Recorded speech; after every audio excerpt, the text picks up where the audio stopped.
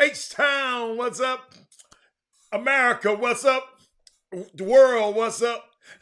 It's time for the best 120 minutes of your day. The Chop Chop, the nation's number one urban sports talk show, and also your midday sports happy hour. Yours truly, Robert Hatter, alongside Jim Hicks, coming to you live from Houston, Texas. But we broadcasting all over the world via Facebook Live and YouTube Live. And guess what the day is? The day is Wednesday, Women Rock Wednesday, the best day in the week. Oh my goodness, my favorite day. And shout out to all the women out there. Thanks for holding us down. Thanks for being our mothers. Thank you for being our sisters. Thank you for being our wives. Thank you for being our girls. Thank you for being everything to us. Shout out to women. I mean, like I said, it's Women Rock Wednesday. It's Women Rock every day with us. But today we just like to, just do a little something special. And today, as usual, we always recognize the first 5 people that sign up on the Chop Shop feed. And today, it's all women. All women today. Man, I got y'all tomorrow, man. But today, Mindy Collins, Anissa Bill, Madonna Johnson. I see my girl Karen Thomas is in. Oh, Karen got in there early on me. Hold on. Wait a minute. Mate Cora is the starting 5. And then we got Jessica Brooks. I see Mr. Mika Withers in the building. I see Miss Brandon Nickerson in the building. Let me see. I'm just talking to the girls. Fellas, I see you. Shanquetta Pelzer, all the way from San Diego, is in the building. Shanquetta, you might not want to. Tori Raspberry is in the building. I'm just going down and seeing my girls. I got to make sure all my girls. Hey, Mindy, where's Sonya? Is she all right? When I ain't seen Sonya. Where's Dale? Dale Griggs, I think she was here yesterday. But I ain't seen Sonya. Mindy, y'all seem to always know where each other is. Because when I say, where's Mindy, she tell me where you are. So, where's Sonya? Let's find Sonya. Put out an AP. Do me a favor, everybody. Let's share the show. Great show today. We're supposed to have a special guest today, but they're playing. Got delayed, so they're not going to be able to be on. They're going to come on tomorrow. So, okay, Sonya's a funeral. See, I told you Mindy would know. So, but their comment is just, oh man, I wish they had. It would have been fun for them to be on today. It would have been fun. When y'all find out, when they finally come on, you're gonna say, oh, okay, I got it, Robert. Barry, hold up, what's up, Barry? Oh man, okay, she lost her uncle. Okay, all right. Send our prayers out to my girl Sonya Billingsley, man. She lost her uncle. Great lady. Let me tell you something, man. Those ladies from that I happen to meet at the over being around the High Tower program are some of the greatest women that I've ever met in my life. So shout out to those ladies over there. unbelievable women, and proud of them. So what's up, everybody? I see everybody out there. I'm gonna start. Hey, I need all the ladies. Y'all need to share. Text, tell your friends. I need your help. I need your help right now. I need some more women on here, Mindy. Let me tell you something. I need y'all help today. Okay, I need y'all help. So tell a friend, tell another friend. Hey, Akila, stay on. You might be busy. I need your input today. I need my girls today, fellas. You can input if you want to, but I need my women today, man. I'm telling you, it's some subjects I want to talk about that, and I want their input on it because I want to hear their side of it. So let me start it off like this. Get the texting, text tag. Well, I said text tail tag somebody. What's up, Michael Smith? Text tail tag somebody, especially your last 5 friends. And if you're not a subscriber to YouTube, go over to YouTube, type in Chop Shop HTX, and then subscribe to it. Somebody subscribed this morning. Shout out to them. I saw where they subscribed this morning. So let me go. Let me go.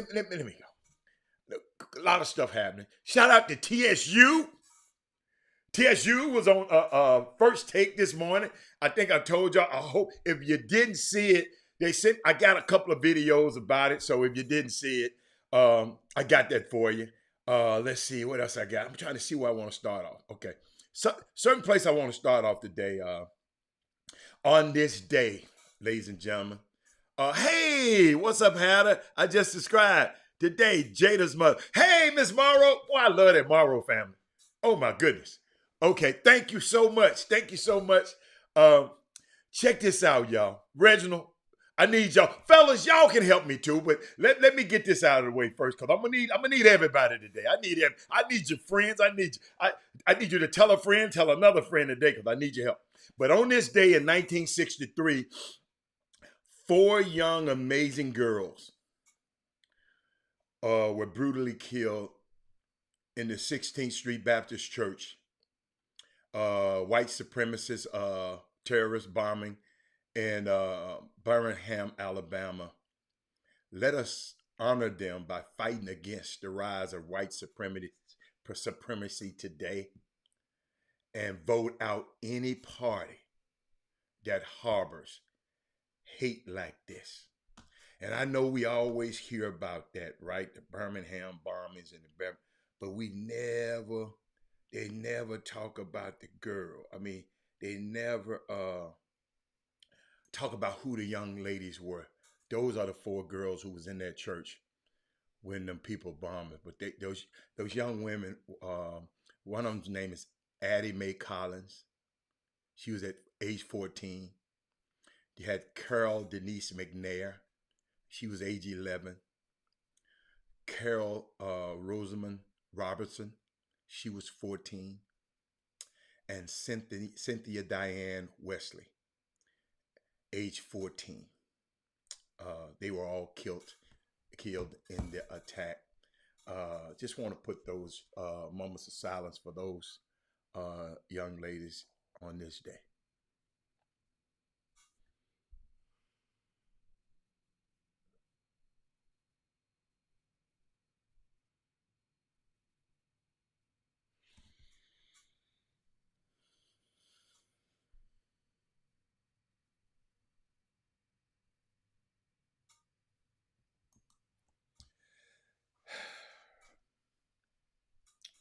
Yeah, that kind of got me. I was thinking about that.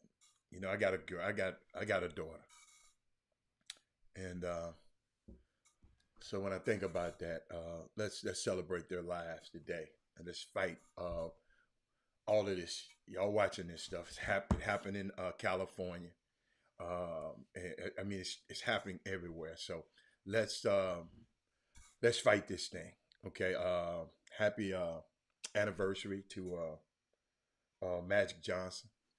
Um, him and Cookie. They had Frankie Beverly performing. He been doing it since I talked to Frankie Beverly's people this morning. He been doing that for Magic's wife Cookie. This is their anniversary, 30th anniversary. they've been doing it. Frankie Beverly been performing for them for at least about I think since 2000. They said around 2000. They said it was one time that Bobby Brown was with him one time. They had to cut him out the show because he grabbed the mic and got drunk and walking around talking crazy and talking. I mean, just acting a dang fool. Then Magic got on the mic and said, "Man, don't you ever come to my damn anniversary again." So they was just telling me about that just moments before I came on the show. Shout out to Daryl Barnes' daughter, Adriana Barnes, her 17th birthday. Um, it's Women Rock Wednesday, y'all. And I'd like to say, I guess I can go now. What's wrong with us? What's wrong with us? On the Joe Madison show this morning, I watched, come on kind of too early in the morning, so I go back and kind of glimpse it because I love to hear it every day.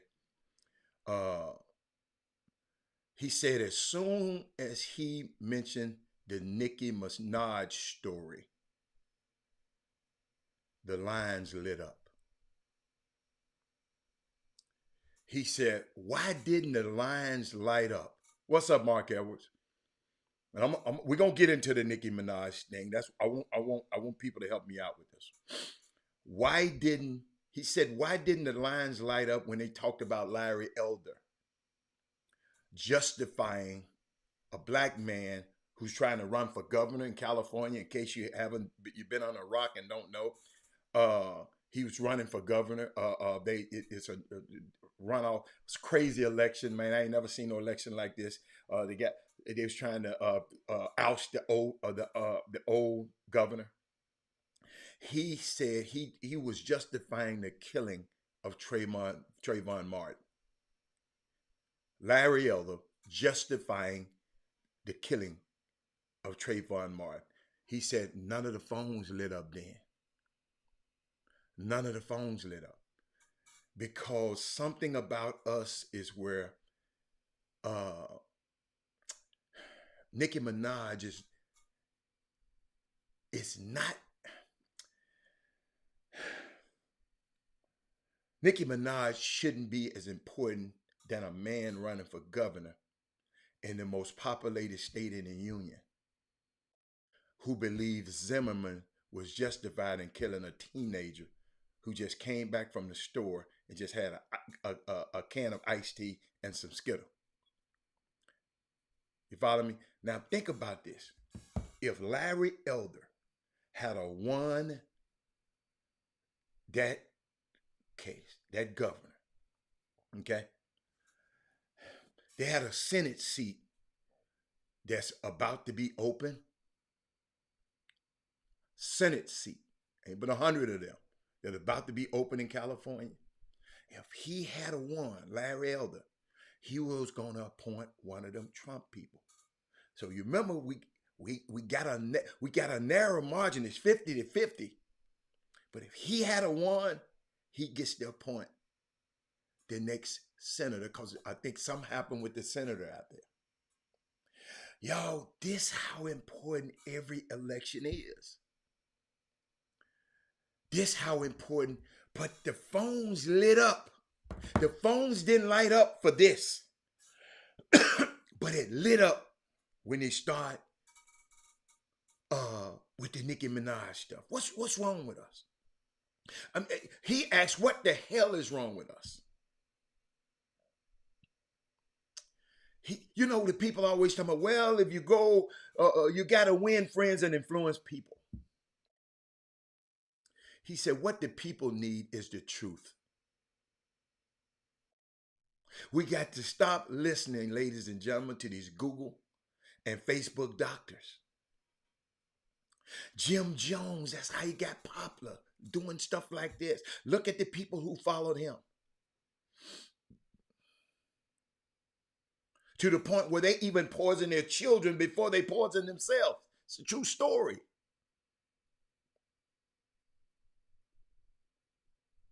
Then they told me, somebody gave me a story talking about it was some people committed suicide because they thought a spaceship was coming back to pick them up.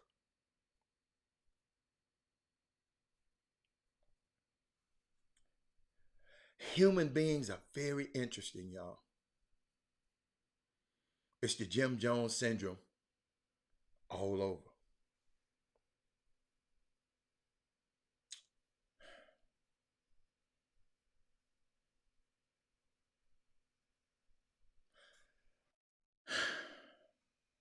Then I'm thinking about Nicki Minaj's tweet. Let me go there because this what I need y'all help. This is what I need y'all help with. Trying to see how she started it. Okay. First of all, I like to say, Nicki Minaj, you're beautiful, talented, smart. You have a lot of resources, young lady. Joy Reid was just trying to stop you from giving this information. I'm gonna tell you what she said. Let me read it to you. She said, "My cousin." This was her tweet. She got 22 million followers.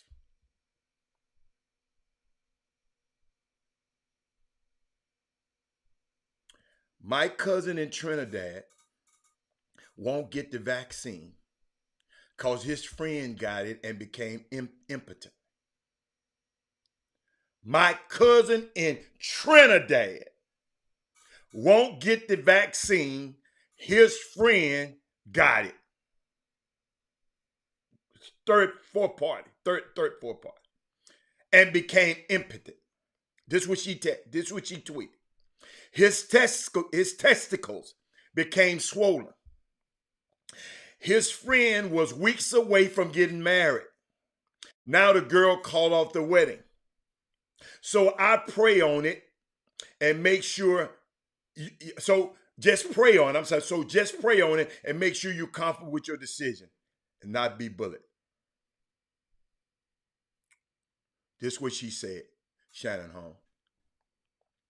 And this is what Joy Ann Reid, and she didn't drug Joy Ann Reid through the. But this is all Joy Ann Reid said. Joy Ann Reid was the first black woman to get her national show on NSNBC. One great. I mean, I watch and follow her a lot. But check this out. After Nicki did this, sent this out, this is what Joy said. And people like Nicki Minaj, I have to say this. You have a platform, sister, that is 22 million followers. Okay, I have 2 million followers. You have 22 million followers on Twitter. For you to use your platform to encourage our community to not protect themselves and save their lives, my God, sister, you could do better than that. You got that platform. It's a blessing. It's a blessing that you got that people listen to you. And they listen to you more than they listen to me. For you to use your platform to put people in the position of dying from a disease they don't have to die from, oh my God, as a fan, as a hip hop fan, as somebody who was your fan, I'm so sad that you did that. So sad that you did that, sister. Oh my God. Yo, we have to call people out sometime, man.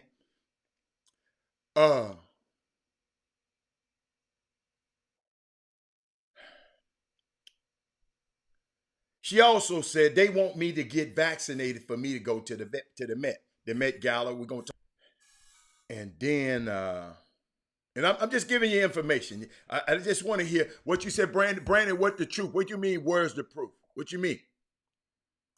What you mean? Where's the proof? I don't know what you're talking about. I don't know. I missed that one. I'm just trying to figure out. You know how I am. It's Women Rock Wins. I don't like these two black women going at each other. And Joy Ann Reid didn't go at her. She just said, be responsible. Be responsible. Alex Sestero, ain't nobody worried about what it make men. Ain't nobody thinking about that. I don't listen to me. Me personally, I don't want to hear you're not a scientist, so I don't want to hear about what you got to say about J&J and all of that. And nothing against nobody. We talking about these two women going at each other, right? You ain't no scientist, Alex, and none of us on here are scientists. So I don't want to go there. I'm talking about the fact that a young lady got on this. I'm serious, and like I said in the beginning of the show, you're a beautiful girl.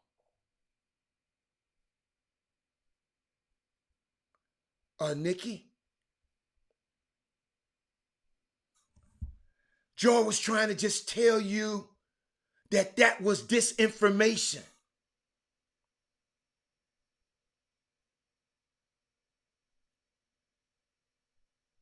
And you don't want to be a part of that game. That's what she was trying to tell you.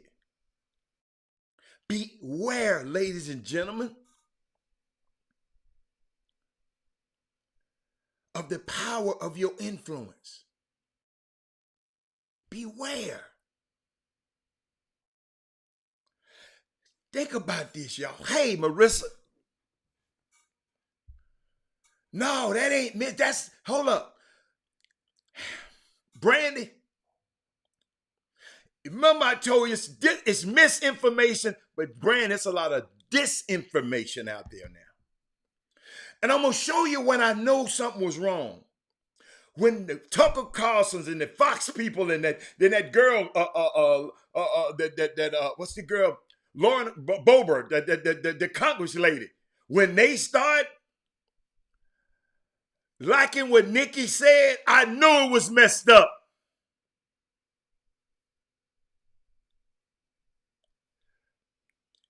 Help me here, ladies. Help me. Help me, Brandy. Hip hop has been very irresponsible about its treatment of women. Hey, Sonya, it's Women Rock Wednesday. Hip hop has been very irresponsible about their treatment of women, the LGBT plus community. I'm talking about non-responsive. I mean, irresponsible about supporting non-fatherhood. They've had some highlights, some amazing teaching tools. Yeah, I said hip hop because that's what Nicki Minaj is in that genre. Smart ass. But the negative portions that have been allowed to thrive, where folks talking about popping mollies, taking lean, sipping syrup, folks getting injected with chemicals to augment their bodies, their body parts at the top and at the bottom and in other regions. And don't know a damn thing about what's being injected in their body.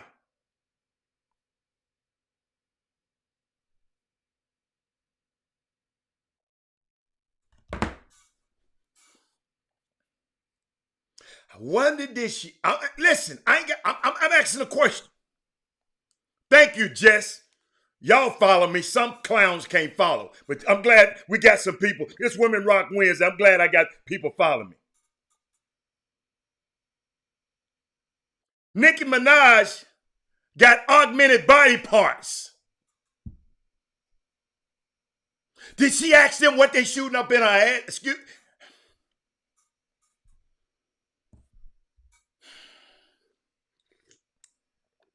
I love Nicki Minaj.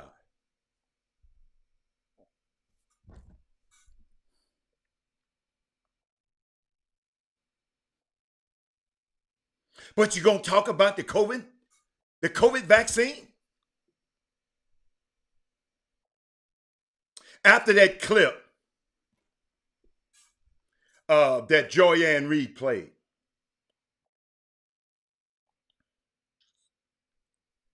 Nikki took to Twitter and dragged the lady, speaking ill of her. Meanwhile, everybody else is doing the same thing. A whole lot of people were commenting on her, but she kind of went at Joy-Ann Reid. That's why I'm talking to the women today.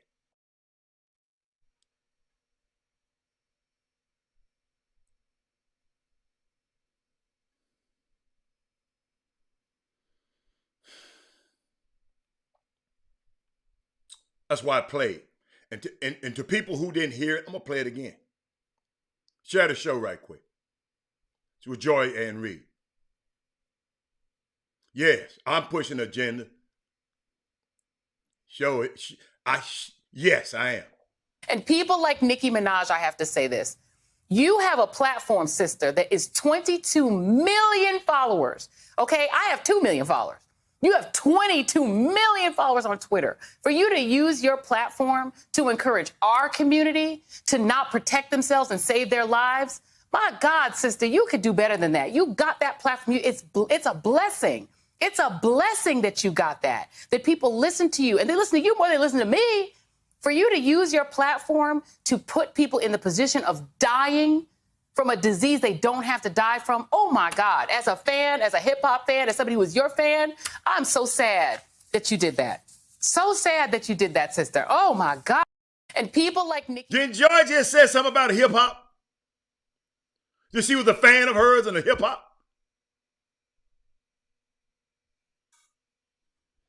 Freaking clown. Joy did not call her out. Joy said, beware of the power of your influence. We got some people like this probably on this damn feed. When you tell them the damn truth like that, they always got something to say.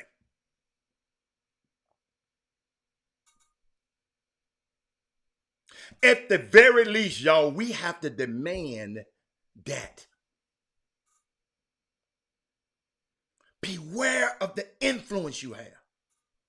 I know the influence I have. That's why I'm giving you the truth.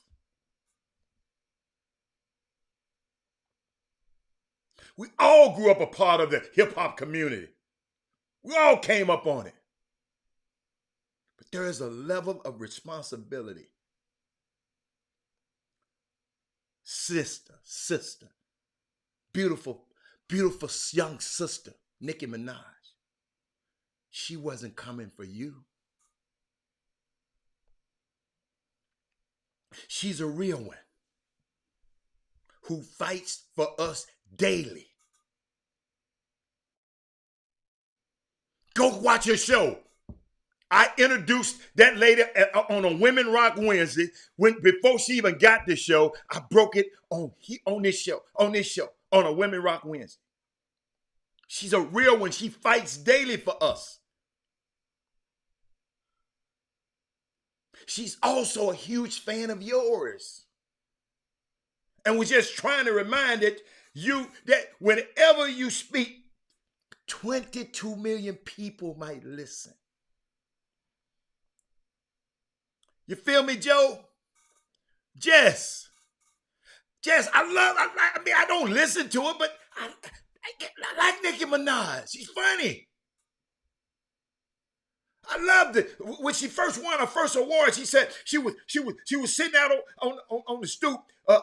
First time she watched it, said, I want to be on there one day. I want to be on the award show one day. I love those stories.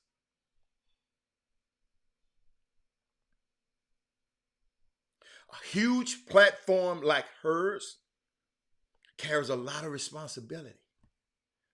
A platform like this one, it carries a lot of responsibility.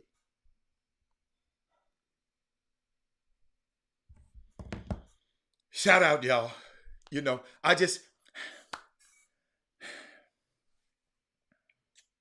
Women Rock Wednesday, man.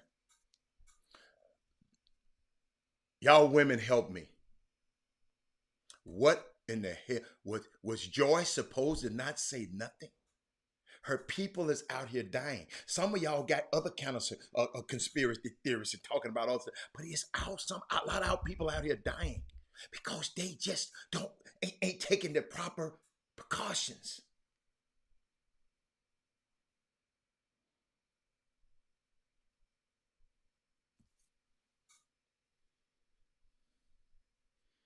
I ain't taking it. I'm not taking it. I'm not taking it, the virus, but you're smoking every joint and every weed and and rolling up tobacco all the time. I'm talking just about some people I know telling me what they ain't gonna do, but they smoking. They don't know what you they don't. How do you know what they putting in this weed? Barry McDonald. Did you? I got to do some research on what they putting in this weed. Jim Jones, y'all don't forget, Jim Jones had a bunch of black ass people over there. Got them to leave their home, leave everything to follow him way over there some damn well.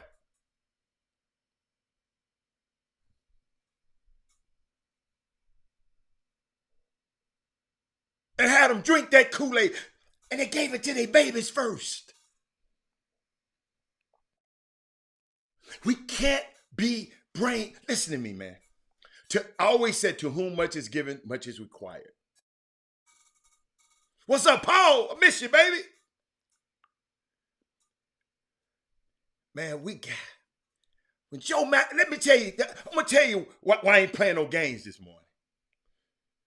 this afternoon. Joe Madison said, when he was talking about Larry Elder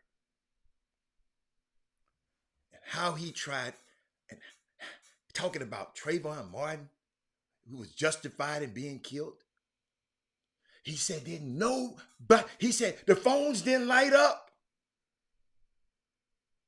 But soon as he mentioned this, Nicki Minaj, he said the phones lit up. Y'all, we have switched the price tags on what's important in life. We switched it. Kizzy Corbett, a lady I introduced on this show. It's the main researcher, been researching for years, that developed the Moderna vaccine. Black woman. You know what she said to Nicki when Nicki was ranting?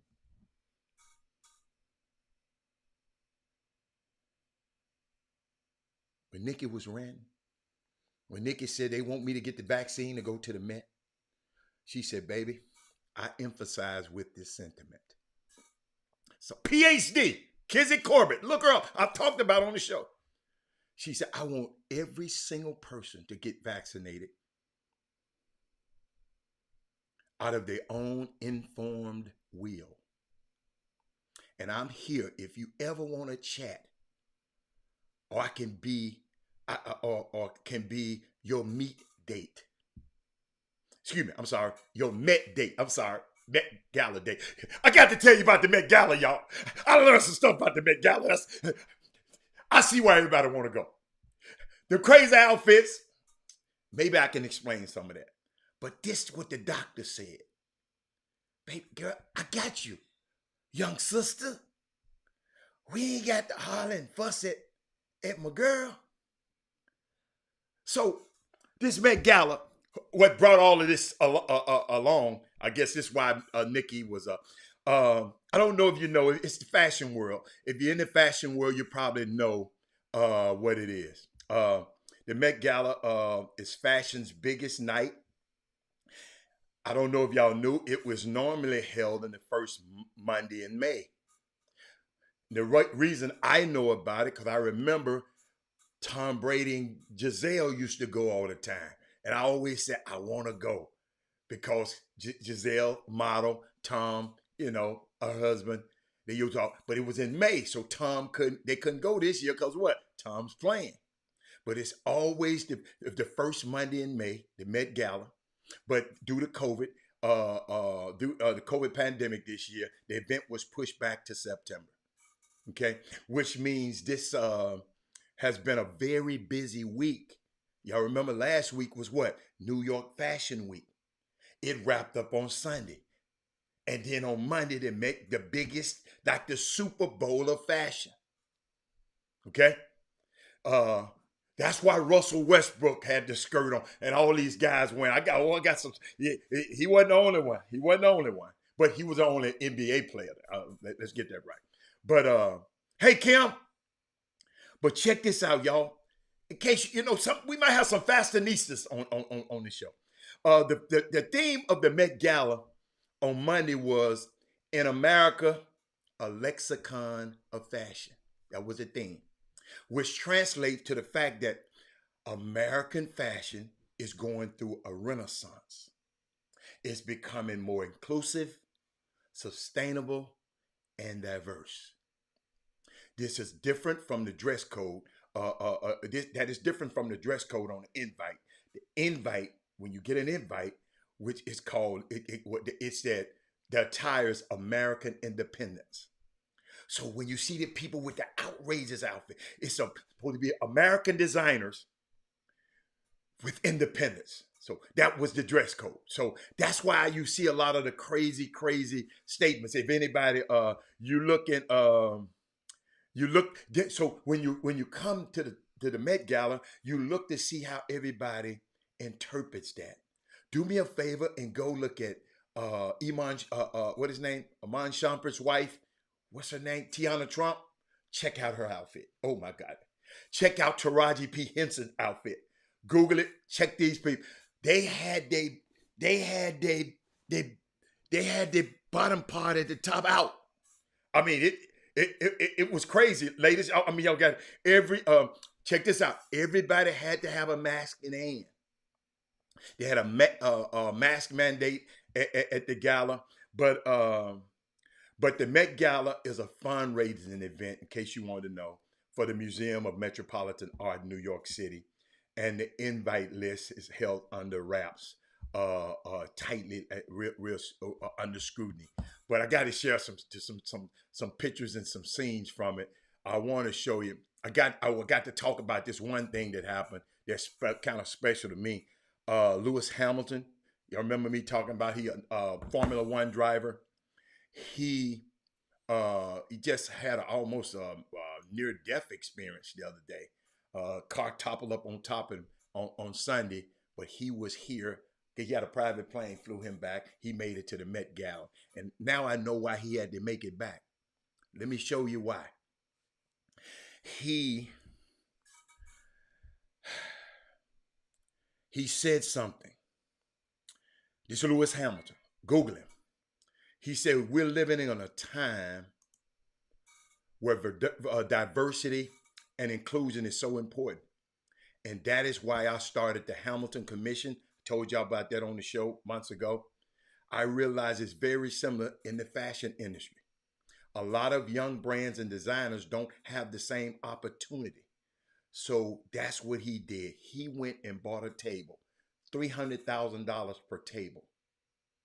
Okay? And he invited 4 emerging Black designers to his table. Because, the fashion house, you did Tom Ford and the big, I'm tired. What's the girl name? Tiana Taylor. I'm sorry, Rick Brown, I'm sorry. Tiana Taylor is Iman Shumpert's wife. I am so sorry. Thank you so much. I'm sorry about that, Iman, in case you see the show. But Jimmy, I'm about to bring you in. Let me make sure I got you signed to the right thing. Okay, I got you. So Lewis Hamilton bought a table so these young designers, they can't afford $30,000, $40,000 a table per person to get in. It's a fundraiser. And he paid for these 4 designers to come in. And a lot of people weren't mentioning designers, and I wrote their names down because I wanted y'all to know the names. But guess who else was at his table? Sha'Carri Richardson, Kehlani, the singer Kehlani, they were at his table. So what he did, he just went and bought a table for these people who probably wouldn't be able to get in there. I got Hamilton is no stranger to the Met Gala, or the world of fashion in general. This is 6th appearance. He's collaborated with Tommy Hilfiger, and he's an investor in W Magazine. But I'm gonna find it. I'm gonna bring Jimmy on. But Sha'Carri Richardson was at the Met Gala last night, y'all. So it was a great event. I mean, let me see what Stephen Curry and his wife, Jimmy, I'm about to bring in. Stephen Curry and his wife was there, Jimmy. Let's see who else. You know, Russell. Russell had on a suit, Jimmy, a real suit. This time, great suit by American designer. I forgot the designer. If you look him up, you can find it. Something else. But he had stars in his head. I don't know what the hell he was doing with some stars in his head. He had some stars painted in his head, Jimmy. And but I just want Jimmy. I was taking through Lewis Hamilton buying the table to allow the 4 young black designers who couldn't probably afford to be there to be in the Met Gala, because this, Jimmy, like the Super Bowl. The Met Gala is the Super Bowl out of All-Star game of fashion. And Jimmy, what's crazy, Jimmy, they was talking about how crazy and Ciara. Let's not talk about it. Did you see what Ciara had on? I didn't even want to put it on the screen, Jimmy. Jimmy, y'all got to go Google what Ciara had on. I didn't even want to do it. Jimmy, go Google it. Ciara, the critic was saying, nobody has that color. Jimmy, she had a gown, but she had a number 3 in the front and looking like a football gown. The gown with her, and then she had a football, Jimmy, purse. And guess what? To cap it off, Jimmy, she had one of his rings. She had one of his Super Bowl rings on. Oh, she was getting it in. Somebody sent me the picture last night. Before the show over with, I am going to post that, Jimmy, because it was unbelievable. But, Jimmy, I got to give some people. I want to give them, since I talked to them, I want to show them how they were looking. Let me see. Let's see. No, I don't want to play. I didn't want to do that. I didn't do that. I wanted to give them some Met stuff. Lewis Hamilton. Now, these people, y'all, this how they was dressing now. There goes Sha'Carri in the red, Jimmy, and Kalani, the singer, one of the designers, I don't know, one of these guys. I mean, the rest of the guys, those are the people at Lewis Hamilton's table. Let's see what else we got. Hold up. That's him in there. I don't know how he got that guy on there. And then there goes, watch Sha'Carri. Sha'Carri went to the Met, Jimmy. Jimmy, this is the hardest ticket to get in the world, Jimmy. But Jimmy, guess how my girl came up in there? Guess how my homegirl came up in there? Kim Kardashian. Jimmy, Kim K coming here. Look like she got a t-shirt. Jimmy, on her face, Jimmy, when I was thinking about you, Jimmy, you and Cam Newton. Jimmy, she got her bangs coming out the back of the mask. She got a thing on, but she cut a hole in there for a ponytail. But that's how she looked. Y'all, if y'all go look, the fashion at the Met Gala was unbelievable. It's Women Rock Wednesday. And I just wanted to share that stuff with y'all. Amanda Gorman was there. The poet, Jimmy. And I wanted to share this with everybody. She, the Beyond Baroque Literary Arts Center, they providing $10,000 in a contest for scholarship money for young poets of color in Amanda Gordon's name. Young girl is making, and Amanda Gordon, Jimmy, was one of the co-chairs of the Met Gala, because it's just talking about the arts, and she's an artist, she's a poet. So I just wanted to share that with you. Jimmy, what's going on, man? I went around the world. Jimmy, I didn't talk about Nicki Minaj. I didn't talk about everything. So we can just talk sports right now. You don't even have to go back and mess with Nicki. You don't have to go back and mess with her. What's going on?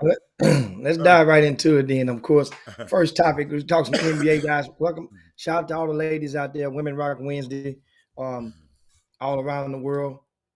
Women Rock Wednesday. So you know how we're gonna do this thing. We're gonna start this thing off right.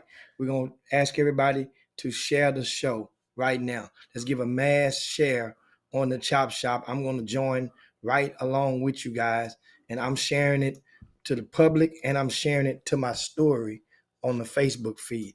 I'm just gonna grab the share button off the YouTube and I'm sharing it from the YouTube, and I am going to put that on my Twitter and let it bounce off my Twitter as we talking. So now, first topic up, of course, at the end of yesterday's show, the news was at that time the scoop had just broke by uh, the Athletic, and that was John Wall requesting to be dealt from the Houston Rockets.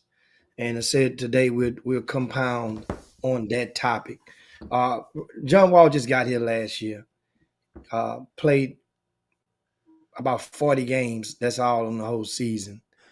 Didn't really give the Rockets fans or followers a chance to even, I don't. It's one of those things where I don't think many people has uh, developed feelings far as in the love of the sport of John Wall in the first place. So it was one of those things where like most people are like, okay, oh well. And the salary that John Wall is makes on the hook for somewhere just above $90 million for 2 years. The second year is a player option. It's very unlikely that the Rockets would be successful in moving him. Now, I don't know if he has a no trade or he has a kicker in there or not. I don't know. I don't know. I hadn't looked at it.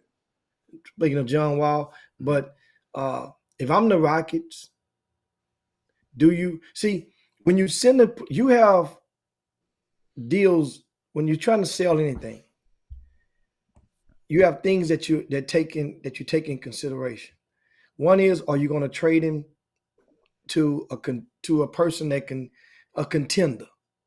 That means you possibly helping out the player. You're doing them a solid. One, if you're going to trade him to a division rival, that means it can keep you from getting to where you're trying to go. Well, in the Rockets situation right now, that's nil. So that's not a factor right now because the Rockets, they're in Memphis Grizzly mode from 4 years ago. That's what they're in. Why right can now. you say Sacramento Kings? Sacramento Kings ain't made the playoffs. Memphis Grizzlies did. So Rockets are in Memphis Grizzly mode from 4 years ago. That's the difference.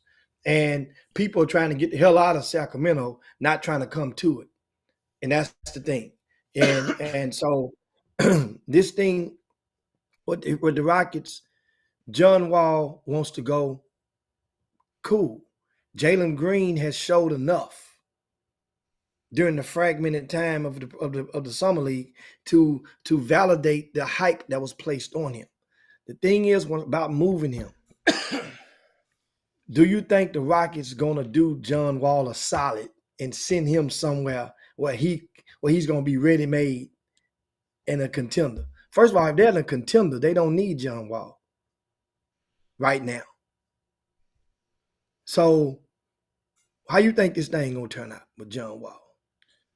Jimmy, all I'm looking at the Houston Rockets, right? Your team used to be my team. Went from a championship contender to the team nobody wants to play for.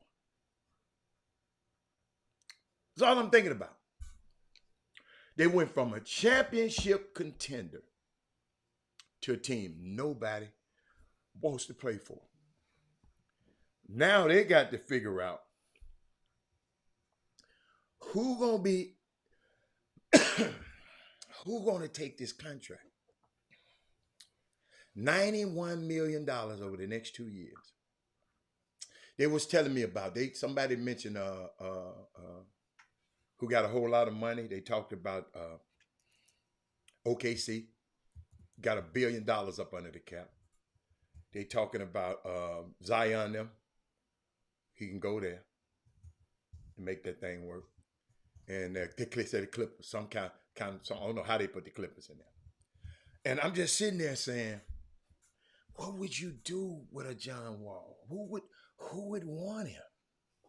You got to have a willing partner. And what I do like that the Rockets agreeing with him, Jimmy, he's not going to show up. He's not going to go to camp. He's not going to show up. He's not doing nothing.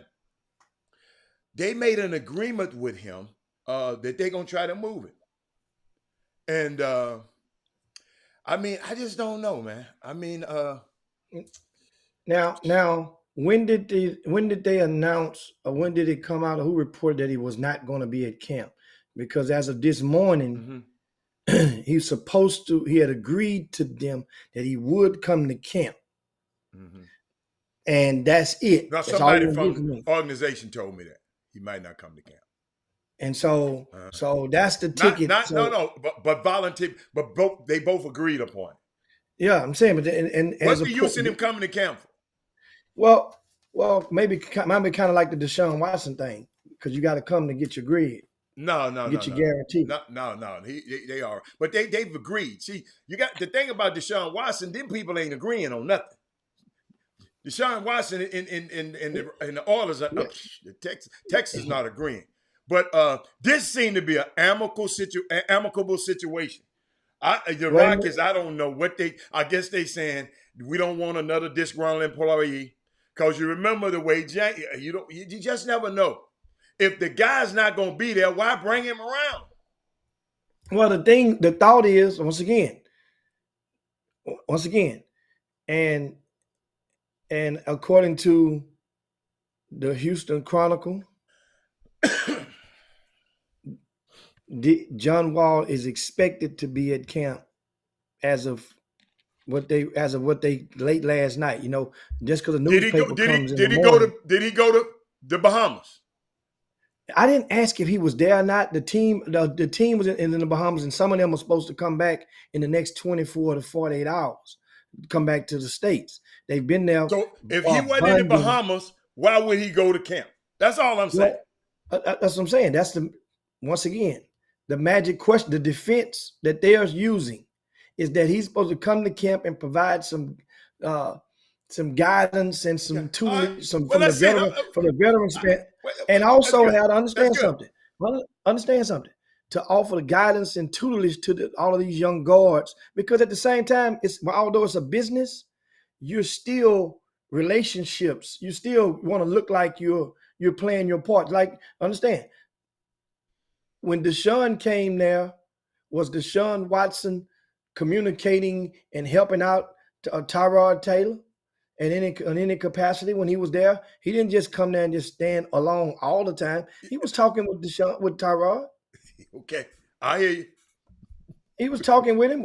They might have been, what they was talking about might have been two different things, but he wasn't. What value does that bring? Since you keep talking about, what value do that bring? What value? Well, one thing it can show, it has something, it has meaning in regards to how you can exit. You're not going to just try to just be a poison pill. You still can come in there and look, man, we agreed to part ways, but I'm gonna still, you know what? I still like this young fella right here. I'm gonna give you some tips or two to help you out with what you want to do, because you're not taking my job. And at the same time, the Rockets, basically what they were saying is, you want to be traded anyway. So it doesn't make sense for us to play you, to start you, and you to facilitate and occupy all these minutes, that we got a lot of young guys that we need to get developed and get them acclimated into the league and play them minutes. So we're not going to win the championship with this team anyway. But if you ain't happy, then we don't even need you to play. Well, move me then. Well, okay, that's what you want? Move me. Okay, say less.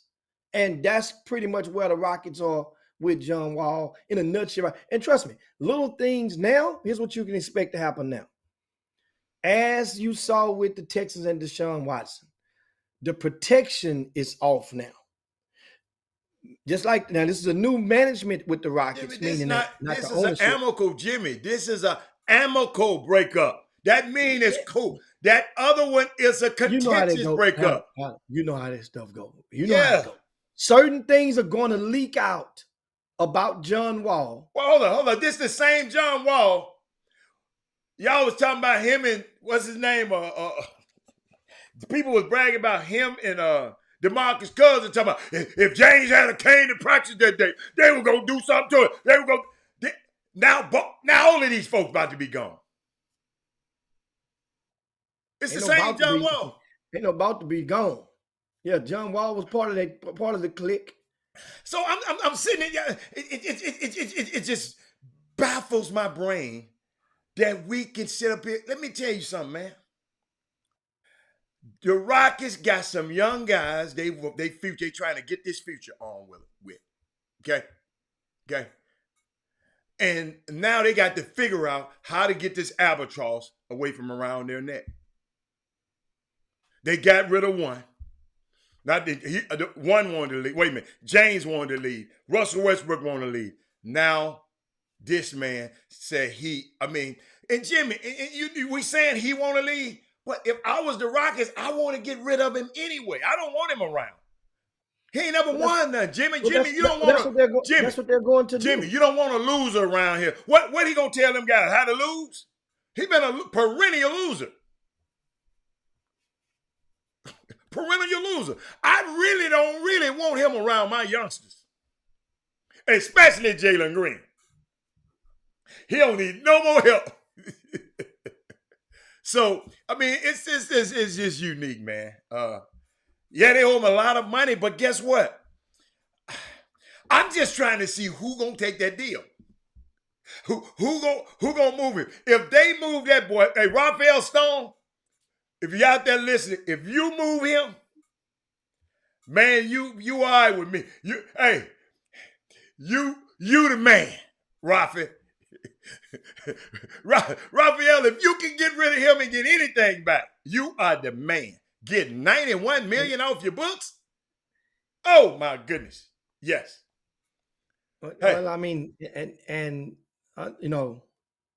the thing is, time will tell, but it's unlikely the Rockets are going to be able to move him before February, before the All-Star break, before the trade deadline. Unless, now mind you, understand this stuff now, this NBA. Unless a team out there, their starting point guard goes down, which is possible with all the injuries that we've seen in the past 2 seasons. So he's going to play the Cam Newton role. Going to wait and see. That's basically what Cam Newton is doing. In a nutshell, it's smart for Cam, but it's not by choice. It's by force. Jimmy, his money got to fit in somebody's salary cap, no matter where his ass go. Well, then the Rockets understand that they can agree to buy up some of that money as well to make it fit. Zero. No. Zero which part? You can't buy up no money to make it fit. Well, I'm talking about own. When I say buy up, mean own the slot, right? Ain't it when Jim. They got to trade the same amount of value up to 25%. That part. I'm talking about. They can't come buy up nothing. That's the case. No, sir. No, sir. That's monopoly. You can do that in monopoly, not in this world right here. No, sir. Somebody got to be able. That $41 million slot within 25% got to be traded back. $41 million worth of players got to come back to the Rockets. They got to figure that thing out. Art buy him out. And he said, if I was him, he's saying, hell no, I'm not buying. Don't buy me out. Well, and another thing that is insinuated in the story that John Wall really didn't want to play, because the more he play, the more he risk injuring himself again, because he's injured. He has that jacket on his back now. So you're giving me $40 million and I don't want to play? Not for the Rockets. So if he played with the Rockets uniform on, he can understand something. And he injure himself, then he can't get to where he's trying to go. Jimmy, he got a guaranteed contract. If he injures himself, he still get paid. We're not talking about money. We're talking about playing with see, you got the money. Like I said, Howard, once you get the money, it ain't about the money no more. The money is already secured. The bag is secured. So now you're trying to get the honey. You got the money. The honey is you want to be able to. The man walking on 2 bad legs. Man, he ain't. Hey, and you telling me he at the end of his career, you talking about he don't want the money. You boy. Who said he didn't want the money? I didn't say he didn't want the money. You saying it ain't about the money. He got the money already. The money is secured. It's guaranteed. The money is his now. He got the money. So why not play? He doesn't want to risk injury. This is according to the story. I don't care about the story. What I'm saying, but the story. I got 31 years of experience. The person that rocks that story probably don't. Alan. Every city has a beat writer. And a beat writer is assigned for different teams. In more times than not, although they can be off here and there, but your beat writer, your primary job, responsibility of your beat writer in your particular city is to be on the right side of politics, and to be on the good side and be able to flow throughout that locker room, and they welcome you, embrace you. You better have a plug here and there of something plugged into every socket in the wall in order to get you some dirt when you need from that particular. That's a good beat writer. Now time will tell, but right now is this beat writer for the Houston Rockets. For the Houston Chronicle. They use a couple of them. I think one of them just retired. I think Dean was the one from a long time and who retired. But I think it's a chick now. It's a young lady. So how good as she is, time will tell. But that's what she's insinuating. She's insinuating that he didn't want to play. Or didn't want to risk injury. Not necessarily didn't want to play. Didn't want to risk further injury. I understand that. And which would damage his value. Because if he risks injury and he blow a tire, have a flat on one of them badass wheels he got, then guess what? His trade value goes down. Well, that behooves the Rockets. But they're stuck with it now. No, the Rockets. If I was the Rockets, you giving an argument for the Rockets, because if I was the Rockets, I wouldn't let his old ass play. Because it diminishes the trade value. You talking about him. I'm talking about if I was the Rockets. Homeboy, just chill. If your agent can get, hold up, y'all. I think Rich Paul represent him. I think you do. Rich Paul gonna get him out of here. Well, hey. Rich Paul is the one in his he sent a text message out, right? And Rich Paul is the one who claimed that John Wall will be in camp. That's what they came from. Okay. All right. He'll be in camp. That don't mean he'll be in camp. So he'll be in camp. No, but that's yesterday. That ain't nothing to do with tomorrow. But so I don't mind him coming to camp. I'm just saying, if I was the Rockets, I'm talking about if I was a GM of the Rockets, I don't want him around my kids. Dude, I got you. You call Rich Paul. Me, you, and Rich Paul gonna work on us a way to get out of here. Rich Paul, work your magic, baby. Work your magic. And get him out of here. They ain't got no room out there. Hey, Rich Paul, they ain't got no room out there with the Lakers. Jimmy, the Lakers playing 8 guys, $15 million. The Lakers got 8 guys that they playing $8 million. $15 million to. So they ain't got no room. So what? I just want to see it. He's in a good position though, Jim. To tell the truth, he in a good position. He got a team that's agreeing with him. He's sitting pretty. He's sitting pretty. And these poor Rockets, they talking about getting Frank Nicotina. What his name? Nicotine. They talking about getting Frank. You know Frank, New York Frank from Frenchie Frank? Mm-hmm. Rockets might not win a game. No, Rockets, understand something, Al.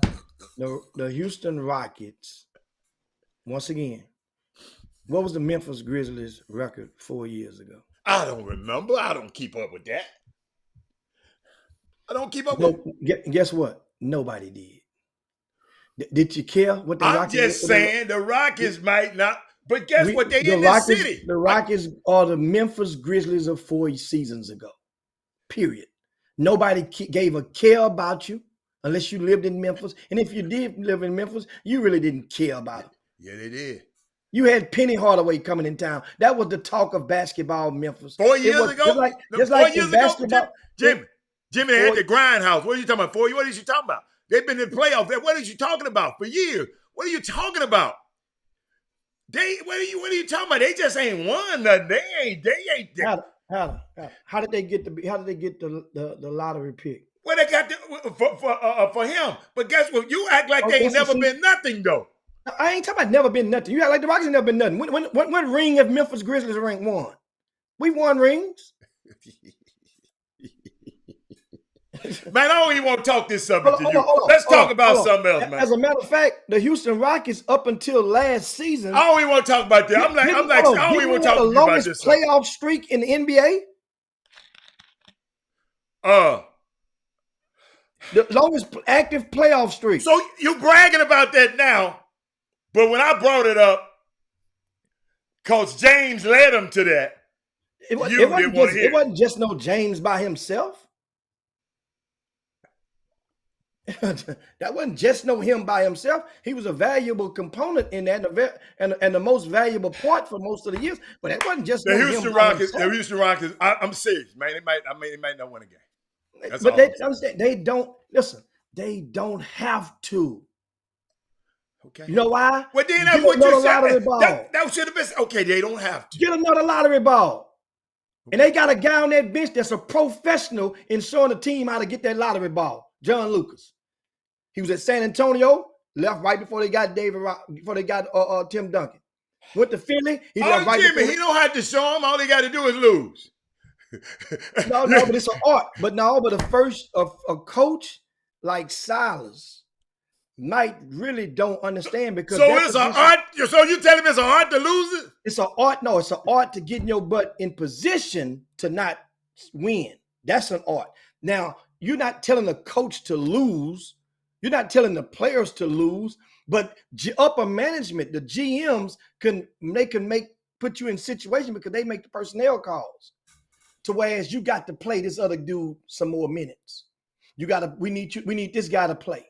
We need this. So the rotations change. And it's beyond some coaches. James Harden ain't accomplished nothing in here, but he went to the playoff. How many years in a row? Tell it to me again. Somebody said James ain't accomplished jack nothing. How many years in a row? How many years in a row? What you just said? The Rockets had 8 straight playoff streaks. Then they win 60 games a year? 60 games? I don't know what the average was, but I just know they had the most. But James ain't done. James ain't done jack shit. Okay. All right. Well, guess what? James is gone. Who y'all ass gonna blame now, Sensei? James is gone. Y'all got to find y'all another blamer. Al, understand. This isn't New York. This isn't LA for basketball. The Houston Rockets, once again, people around the country, one thing they know H-Town, they know for is that most of the time, H-Town is just nonchalant. So guess what? We cool with that. That's what I told you. I remember I told you we could do bad by ourselves. We cool with that. Because know why? We have a substitute. I concur. If the Houston Rockets, let's say if you have a guilty pleasure, and the Houston Rockets of yesteryear was your candy. They were your M&Ms. If you're a salt guy, they were your Lay's potato chips. They were your Ruffles. They were your Pringles. But guess what now? You can't eat Pringles no more. They say you can't eat them no more. But we got a substitute. We got veggie snacks. We got the University of Houston basketball to substitute for your hunger, your basketball void. They've replaced it now. And until University of Houston lose and fall off the mantle which they've climbed up on, then H-Town, they love basketball. Guess what? Your red shirts, like I got on right now, they're still good. You can flip that joker inside out if you want to, and wear that thing to U of H red. Put For the City on the other side of it. Yeah, we good. We good. We good. And go get a ball this year. Go get a lottery ball. And guess what we're going to win a lottery ball? Guess what we're going to do? We're going to get one of them bars from Memphis. One of them bars from Memphis. And we're going to make you have to root for the Rockets again in 2 years. By default. We're going to get one of them bars from Memphis. One of them going to come to H-Town. Both of them going in the draft. So that means one of them going to go number 1. One might go to number 2. Number 3 at the worst. Well, Chet will be up in there somewhere. I don't know. Rockets might need a good one. Hey, the Rockets is called Jimmy. What? With the Rockets luck, they going to be out of the top 5. No. They You know go, how many they, picks? when they go, Nobody has more picks on the dot. they gonna be, than the hey Houston Jimmy, Rockets. they ain't gonna pick their ball. I promise you. Y'all remember I told you. They like the Dallas Cowboys, an accident waiting to happen. You can keep cheering for it because you can go, but you don't care because what? It is what it is with the Rockets. You don't care. It's okay. We don't care about winning. It's The okay. Houston Rockets never cared like that. If you get there, you get there. If you don't, you don't. You're gonna bicker a little bit, give your opinion. But Houston Rockets fans aren't New York Knicks fans. That's all I'm saying. They aren't LA Laker fans. Ain't nobody said They that. aren't. We aren't. I don't Boston think nobody Celtics said fans. that. So I know I didn't we're say it. good. We're good. Y'all good? Okay. All right. We're good. Y'all good? We're good. Okay. Because you know why? It's fun going to see for the first time in a mighty long time. It's going to be fun understanding that a loss is a future win. That's a rare thing. We know all we need one more good lotto ball. We in good shape. Jimmy, how many years Orlando Magic been in the line? I didn't say the Rockets. No. I'm just saying. Hold on. Let's get back on. They got a team full of lottery picks. No. I say the Rockets are the Memphis Grizzlies. No. I'm bringing my analogy. That's your analogy. Ja Morant. I asked you a question. How many years? They not Orlando. Orlando been getting lottery picks They every ain't year. Orlando. The Rockets ain't on Orlando's track. You know why? Orlando don't have a Ja Morant like clone in their lineup. We got one. What do you mean the Houston Rockets? We got a future Ja Morant. Hold up. So wait a minute. Jimmy, hold up. Listen to what you said. Do you know who Orlando got on their team? Hold up. You ain't never heard of Jalen Suggs? Did you watch him? He's not a Ja Morant a clone. What? No. So he's closer to Ja Morant if you base it than Jalen Green. If you just assemble I all would their say physical no, talent. I ain't talking about physically. What you talking about? Wait. That's what I'm talking about. Part of Ja Morant was the ability to woo you with his athleticism. Was the ability to mesmerize you. Okay, the same guy act of producing. You talking about the guy who hit the shot and jumped up on the table in the Final Four? Absolutely. No. I'm talking about not the college guy that jumped on the table. I'm talking about the professional guy that jumped on the table. Hold up, I got something for you. The same guy in the summer league who went down and blocked the shot on this end and went down there and made a play on the other end. Hold on. The same guy, the ball came off the rim and all the big guys was there and he came in and just tomahawked that. I need to get it. You mean he ain't box office? Hold up. Mr. Basketball and Mr. Football at the same year? No, sir. Hey, no, sir. Ja Morant went to Murray State. Ja Morant was box office when he came into the league. He captivated in the NCAA, making it to the Sweet 16 with his school. Where did Gonzaga go? Where was the guy? Gonzaga, Baylor, their guards dismantled some of the things that was being sold about him. If he had won that championship, it would have helped a great deal. It didn't destroy him. No, but it raised some questions. Said they don't have dude, you don't know how good this boy Jalen. Hey, this dude here. Hold on. Once again. This dude could have been the number one pick, man. Could have. Why wasn't he then? Why wasn't he? I promise you they thought about it. Why wasn't he? Why wasn't he number 2 pick then? Wasn't even number 3, was he? Guess who was? But guess what, Jimmy? Was number 2. Jimmy, hold up. Kwame Brown was the number 1 pick. Anthony Bennett was the number 1 pick. There's been a lot of number 1 picks. You front court guy. We talking about guards. I ain't talking. We said that number 1 picks. We talking about picks. It's a big difference. boy, you got to be out your mind talking about Jalen Suggs. I don't know what the hell you've been watching. Maybe you just trying to. Hold on. Once again, Jalen Suggs is great. He ain't Jalen Green. That's all I'm telling you right now.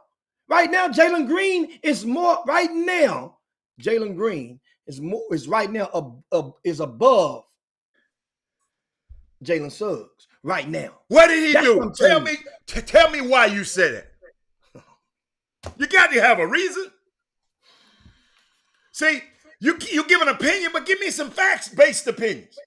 You saying he's better? You saying he's more? What are you saying he's more than Jalen Suggs? I just don't see it. You must just lack Jalen Green. Okay, because he's going to Houston Rockets. But don't try to diminish Jalen Suggs. Come on. I'm not crazy enough to diminish Jalen Green. Hold on. That's not diminishing Jalen Suggs. I'm upholding Jalen Green. You're taking that as a diminishing him. Once again, Jalen Suggs is great. You say he ain't? No. But Jalen Green is better. That's uplifting Jalen Green. You say he's not? I said no. This started because I say remember this is the initial quote, the clone of Ja Morant. If one of them was walking down the street with a hoodie on, which one would walk like Ja Morant? Which one would have the body frame like a Ja Morant? I'm done. I'm done. I can't believe you said that. I can't believe it. I can't believe that came out your mouth, man. I really can't believe with a hoodie, walking down the street with a hoodie. What is that got? Oh my God. What's the next subject, man? I don't want to hear it. No. I'm done. I'm done with it. I'm gonna let you talk about this by yourself.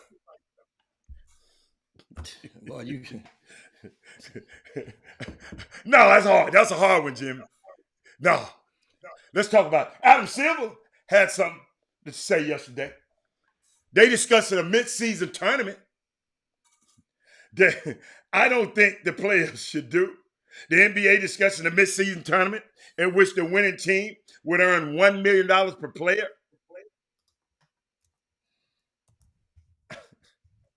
A mid-season tournament, stop the season instead of an all-star game. Wow. Oh, Chris Walker just popped in. Chris Walker, I got something for you, baby. You came in right on time. Thank you. I got something to show you. Hold on, let me get the screen back right. Bring you in. Chris Walker, somebody sent me to this for you today. They said if Chris Walker don't come on the show, don't play this. I got to find it, Chris. I got to put my glasses on this one, Chris. This just for you. I mean, these people really be thinking about you, Chris. These people really be thinking about you, Chris. Hey, that's real fashionable, man. That's LA. Chris, that something is I ain't gonna his name. Hey, his name begin with Kevin Freeman, but I ain't gonna tell you his name. That's who sent it to me. What's wrong with what he wearing? I don't get it. Are you homophobic? Okay. Oh, you must have been at the Met Gala. You was at the Met Gala the other night, huh? Did you see what Kim Kardashian was wearing? Oh my God! I saw her. That's my cousin. Who hat you got on over there, man? Somebody getting free pub again? Hey, Chris, I got an outfit for this. Somebody told me this. Chris want to wear this. Oh, okay. Chris. Chris, hold up, Chris. Hold up. Wait till this thing pop up. I got another one for you. Cause you live in New York, and I just got this one. They just pulled this from the Met Gala. Somebody said that Chris Walker. Did Chris Walker have this outfit on before? Could Chris Walker wear? Hold on, let me Who is that? Let me mentalize it. Hold on, let me. Wow, I don't even know who that is, man. Who is that? Chris, they was getting it in at that Met Gala. Chris, you should have went outside and just stood outside because I know they weren't gonna let your ass in. You could have just went outside. I could have got in. I know. I could have got you in too. All right. I appreciate that. I could have got you in. All you had to do is say, but hey, welcome. Hey, congratulations. I know you got a chance to go to Springfield and support your former boss, Jay Wright, Tell us that experience. I just left Canton. You just left Springfield. We got Hall of Fame. We fresh off the Hall of Fame. Tell me what was going on up there in Springfield, Massachusetts. That was my first time going. I had never gone before. Now, I used to work at UMass. I see Lori Dodson. What's up, Lori? I used to work at UMass where that was part of the trip. We would take the players on recruiting trips to see the Basketball Hall of Fame. So I'd been there many a times. Right? Okay. But I'd never been to the actual event when they enshrined it. Mm-hmm. So it was very, did the red carpet, did the whole nine, saw MJ, LeBron at the end for Chris Bosh. Everybody's giving him a hard time about that. LeBron couldn't stay for the whole thing. Everybody got chopped up at LeBron. Oh, he left? LeBron left? He came in at the end, because Chris Bosh was the last one to go. Well, yeah. Right. So what I didn't know was uniquely, and you might know this, Hatter, differently than the NBA. First of all, the NFL got it right. They do it on a whole other level than the NBA. It's a whole different vibe. Based on what you told me, Hatter, right? And then what I saw at the NBA thing is a different vibe.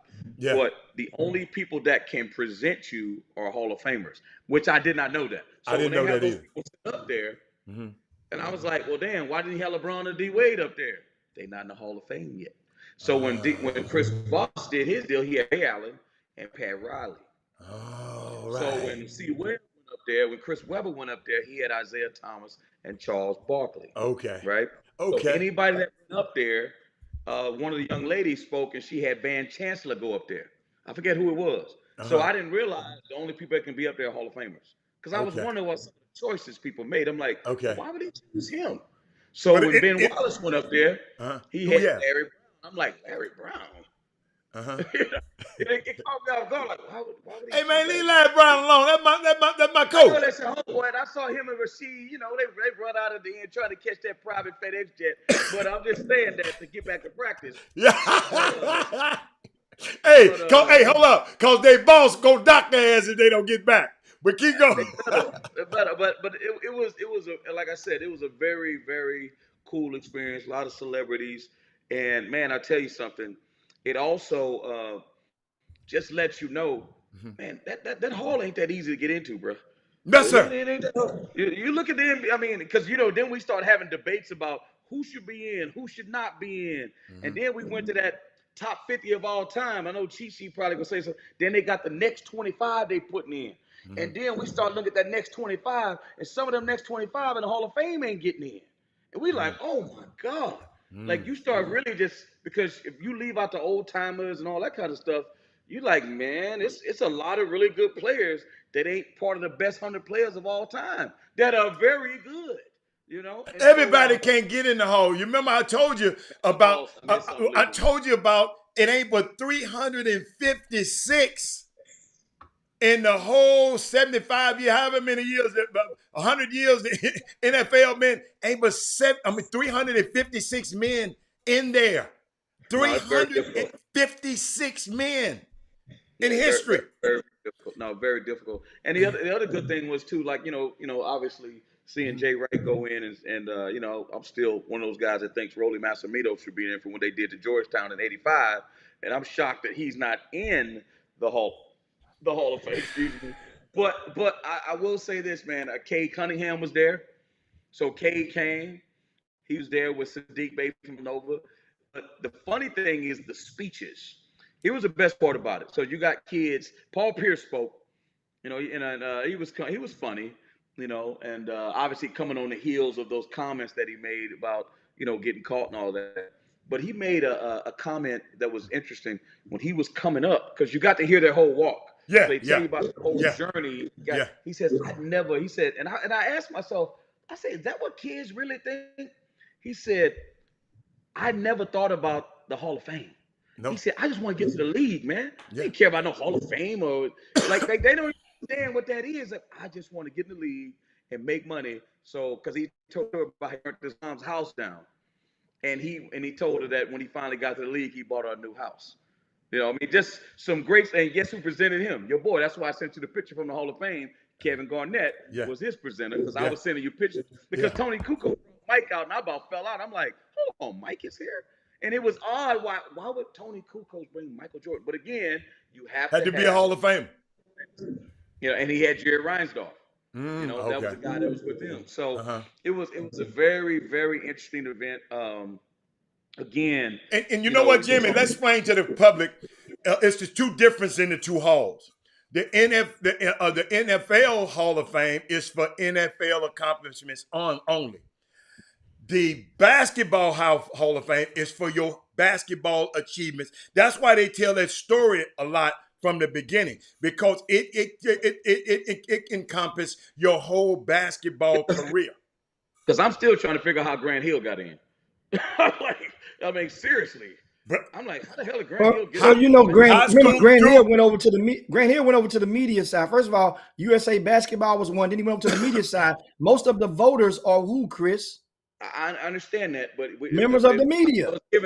But what I'm saying was, I'm giving Hatter credit for but what he did at Duke factored in. Yes. That's the point. Yes. Yes. You see I what know I'm that saying? was you. 'Cause he was there part of that when they was like Leitner and all that, when they were dominating. Yeah. And then he went to the NBA and he got hurt, because you can really say he had a penny career Yes. in the NBA. Yes. He got hurt. Yeah. Real Yes. talk. But he's obviously taking over for USA Basketball. But another point I was gonna make was, again, and I see Herb talking about it right now. Man, I'm gonna be honest with you. I don't know what the hell Ben Wallace was talking about, man. I mean, like, I haven't heard the and speech. I'm gonna tell you this. I had to get this show you something about how much I don't know about HBCUs, right? Okay. And Ben Wallace walked off the stage, right? He put his fist up and said, "Panther out." So I was sitting with a bunch of TOCs, the other coach, right? Yeah. That's what And you always be everybody around. else- But so keep going. Everybody else, they got up and clapped every time, right? Mm-hmm. And when he did that, the people in the group looked perplexed. In my area, like, it was a big old area, it's like a big old gym. And so nobody really stood. And I was like, because they thought he was doing some Black Panther stuff. But what somebody told me was Virginia Union is the It's Panthers. the Panthers, yeah. They didn't even think that crazy. Because I was sitting there going like, whoa. Because what people didn't see is Ben Wallace came back a second time and spoke. I don't think they did that on TV. But Chris, I'm glad, Chris, that's a teaching moment right there. To the people, your people. They quit being, do me a favor, and Chris, educate them on the Black Panthers. The Black Panthers was a great organization. Oh yeah, definitely. It was, but a lot of people it have a negative connotation to it. They were a great organization, man, that helped us, and for somebody that because they don't understand. Hey, they've been disinformed. They got some disinformation. Yeah. The FBI is totally dismantled. Yes. And doing those, like, we don't need to have a history lesson. No. I was watching on Netflix this documentary called Blood Brothers. I don't know if you saw it yet. With I haven't, sir. Jimmy was watching it. That was Jimmy. Jimmy, were you watching it the other night? Which one? Blood Brothers. Malcolm X and Muhammad. I didn't think it was great. What do you think, Jimmy? I didn't see it. I didn't see it. But one point I think it was informative as well, and that's what you should get out of those type of picks of documentaries. It was very informative, because what it did, many people watched The Night in Miami. Yes. Right. Great. And this was the prelude to The Night in Miami, focusing primarily on Muhammad Ali and Malcolm X relationship. So that means, because people were wondering, because a lot of people understand, a lot of people don't have doesn't dig their shovels into the dirt and understand. Remember, because the way that Malcolm X was depicted. Remember, until the movie X, Spike Lee came out with the movie X in the 90s, Malcolm X was like, he was like you said his name, it was like he was the boogeyman. He was hated. Like you couldn't. If you hadn't read, for those who were uneducated. Yeah. And so the first book I ever read from cover to cover, Jimmy, was the autobiography by Alex Haley, was the autobiography of Malcolm X. First book I ever read from cover to cover. Yeah, that's a thick joker right there. Yeah. I'll tell you something that Al Sharpton said. I don't know if it was Al Sharpton or is it Harry John? What's the guy's name? The doctor Harry Edwards. Harry Edwards. I don't know who one said. He said that Malcolm X and again, Martin Luther King is the one with the memorial and DC and all that kind of stuff, not Malcolm. And he said Malcolm was the guy that told us who we were, and Martin Luther King was the guy that told us who we wanted to be, right? Okay. And so Malcolm was one of the guys that was, I mean, not that Martin Luther King wasn't pro-black, you know what I'm saying? It's just Malcolm was pro-blacker. He was like, I'll fight y'all. And Martin Luther King was like, yeah, let's do it this way. Let's do it this. And here's the interesting thing, and I don't want to, and I digress, and I don't want to talk too much about this, about Muhammad Ali. When he came back from the Rome Olympics, and remember he said over in Rome he can move freely, and he was kind of like the mayor of the, you remember Jimmy said he was the mayor of the Olympic Village or whatever. And then when he got back over, they treated him so bad that he threw his gold medal in the river, right? And he said, the funny thing is he went to church at a white church, right? And he says, hold on, man. They sing the same songs that we sing. You know what I'm saying? Amazing Grace. Like we sing the same songs. And the pastor came to him and told him to get out of the church. He said, well, hold on. Y'all sing the same songs that we sing at my church. Why I gotta leave? I mean, it just goes to show you, you know, America, what was man. going on at that time, to the point where Muhammad Ali even told, I don't know if people watch The Godfather of Harlem. Y'all been watching that show, The Godfather of Harlem? You know that's my movie. Oh, great. I'm talking about the show. They got a show going on with Forrest I mean, Whitaker. it comes on every week. It came, yeah. Man, Bumpy Johnson and Adam Clayton Powell. Bumpy Johnson. Oh, Yeah. man, Adam Clayton Powell, boy, people need to do some research on him. First black House of Representative member of the whole of the Northeast. Not just, anyway, it's a whole other story. No, Chris, that need to be talked about. Oh, man, he was a bad dude. Hey. He had to be in the background, though. But he was a bad dude because he had some of them Robert Hathaways. But what I'm saying is,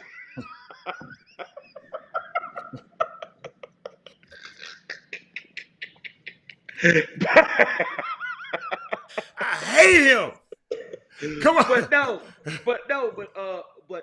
But it's funny. We have this saying that we all know about, that we and Muhammad Ali actually repeated it, but he said it differently. And Jimmy saw the documentary, so he might remember this part. It says, "There's no permanent friends. There's no permanent enemies. Just permanent interests." And Jimmy, I don't know if you remember that line. He said, "Your greatest enemy could be the one that do you the greatest favor, and your friend could be the one that do something like that." Greatest he was harm. talking about Malcolm X. But Yeah, I saw that. Yeah, they just said that. Yeah. And I was like, damn, Muhammad.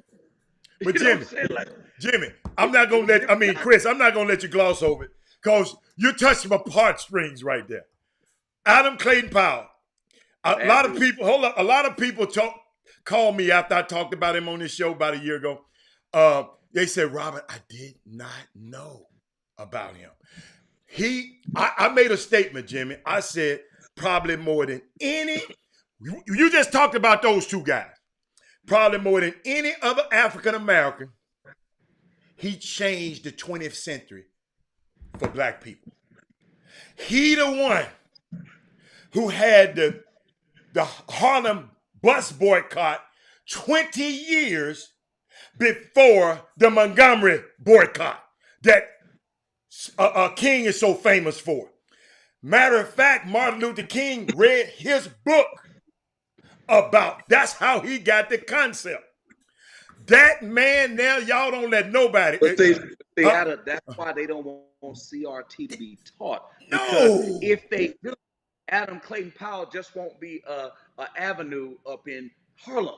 People would know he no statue. People would understand why people talk about Adam Clayton Powell. They don't know. And guess who else don't know? Half the people on this thread, they kids don't know who Adam Clayton Powell is. Yes. Because it's not taught. It's just not. So guess who is taught? Martin Luther King. So we think he walked on water, which is fine, right? Which is fine. But there are other African Americans who contributed to this thing. Hey, I was looking at something this morning. I don't know. I want to touch on it.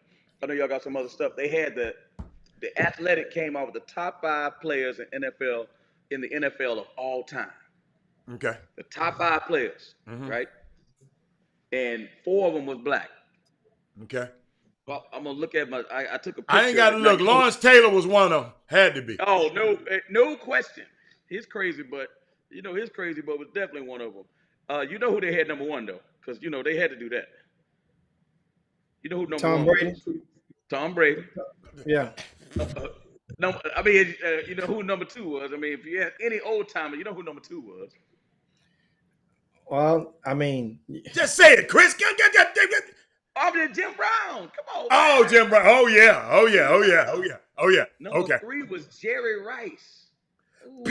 People were scared of that dude. Keep going. That's a good one. Number four was Lawrence Taylor, Yes, and number five was Reggie White. All time? dude. I know you just had to. Chris. Sometimes you're in the media now, mainstream, and one of the things that we should feel obligated to kind of keep hitting on is for when people read stories and get opinions and rankings and ratings of such, cite the source, and that way it could be that way you'll know that's that person's opinion primarily. Now, of course, it was approved by an editor, but The that's that athletic, person's opinion. the athletic is huge though. It's not. But like the Athletic is small. going to get the credit. They're going to get the credit because they own the shop. That's like RCS Sports rankings. They ain't going to say Doug Jones and Jeffrey Day's rankings. They'll say RCS Sports. That's the top. But Correct. if you're educating the people to who's the one person that name is on the top of the article, then that way we pay attention to this dude. And that way we can see why he was aligned at. Because another guy have another list to come out and it'd be a whole different five. Okay. They include only 3 of those. Well, here's my thing. Who doesn't belong in that list then? Since you saying that there might be, I'm not saying you saying it's a faulty No, list. but he just said if your consider top- the source. That's the Athletic. No, The ESPN might have another list. they could. But that same guy can get fired tomorrow and go to ESPN and do the same article in 3 years. And guess what? You're gonna say, "Oh man, ESPN, I love it." It's the I got you, but y'all listen to me. I don't even care about. I'm just saying like that was put out on Gotcha. I don't know if it was Skip and Shannon or it was Colin Cowherd today when I was watching the Cowherd. I'm saying, of you guys' opinion, who does not belong? That's all I'm saying. I'm not touching that list. If I had to take one person out, I would take Jerry Rice out. I wouldn't touch the rest of it. Damn, you take out Jerry? I'm not taking them other monsters out because I know The most prolific. I know how fear. See, I go by when people feared.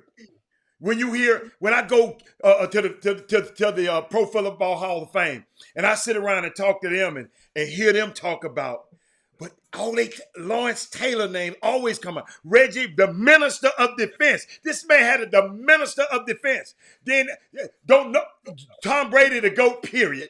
And who else we had? Jim Brown. He was so good. He led the league and didn't play for 8 or 9 seasons and quit and started acting. So Yeah. Jerry Rice, longevity had his place in his career, and he was good for a long time.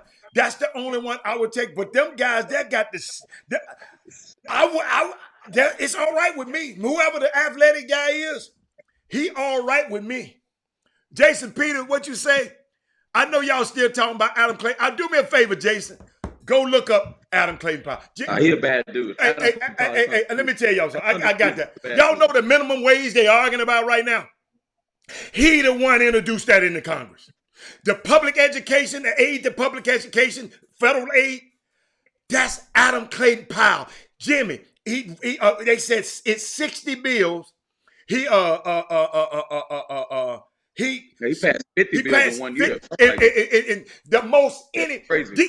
These people around here can't pass one. No, he's a bad dude. They can't pass one. Jimmy passed over 60.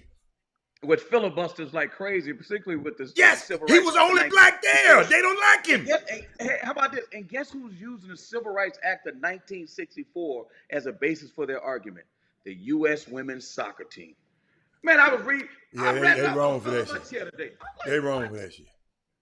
You know what? When I think about Adam Clayton Powell, I'm gonna give him one more, Jimmy, because I think about he always said, "Don't buy where you can't work." If I can't work there, I don't go by there. And I remember on Tuesday, it was called Black Tuesday because he told all the black people, cut your electricity off on Tuesday. Oh, yeah. Then he said, when we go to Con Edison, well, you know what Con Edison is now because you live up in the north. When you go to pay your bill, pay them in pennies so the line can be long. So they got to hire some black people. Don't get on the bus until we not gonna ride the bus until they hire some black drivers. Dude. And Jim, hold up. Right. Oh, go on. Go. A call of the phone company, right? The phone company. Call and inundate the phone companies with calls because they had the operators back then, right? So the Wall Street couldn't get no calls. The City Hall couldn't get no calls. He told the black. So guess what? You got to hire some black people. This how cold this man was. But guess what? They don't never want us to know about him because he was very unapologetic. And he'll tell them, keep the faith, baby. Keep the faith, baby. Keep going. And he was reverend. He was reverend, by the way. Yes, of Abyssinia Church. I can't wait to go to New York again. The last thing I'll say about, especially the Harlem show, the Godfather Harlem, they were talking about they had the riots. Yes. And the one point they made was, and people will say like, well, man, why are they destroying their own neighborhood? Why are they destroying the businesses? They said that black people only own 5% of those businesses. Yes. So they weren't destroying their own businesses. No. They were destroying somebody else's businesses. And when people unloved, unheard, right? Unwell, you know, and that's what comes out. Riot is just another way of expression. Right. Riot is just anger coming out. That's all it is. But the last thing I'll say is from the Hall of Fame thing. So what came out of that, I rode back with Ed Pinckney. You guys know Ed Pinckney. Yeah. And we're fighting in the car, right? Over who the next 25 is. They're not going to touch the top 50 all time.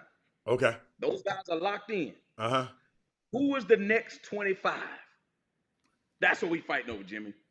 You talking about Allen Iverson, because he wasn't in the top 50. I didn't realize Shaq was in the top 50, and he had just really got to the league because the top 50 came out, what? In 99? Shaq was that dominant, man. I mean, when did the top 50 come out? He was that dominant. Oh, my God. Yeah. I said, no, we got to put Shaq in. I said, no, Shaq already in. I said, Shaq in the top 50 all time. Man, Shaq was in the top 50 all time back then.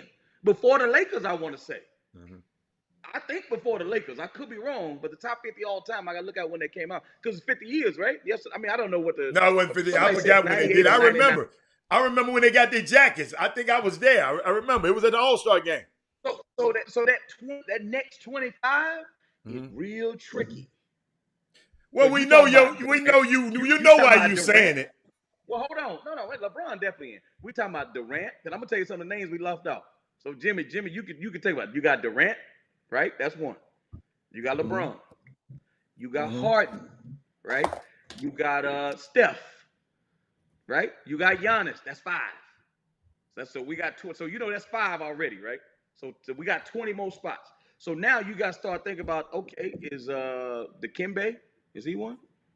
He in the Hall of Fame. I know who won. Tracy McGrady, is he one? He in the Hall of Fame. Who you gonna mention? He got a restaurant downtown.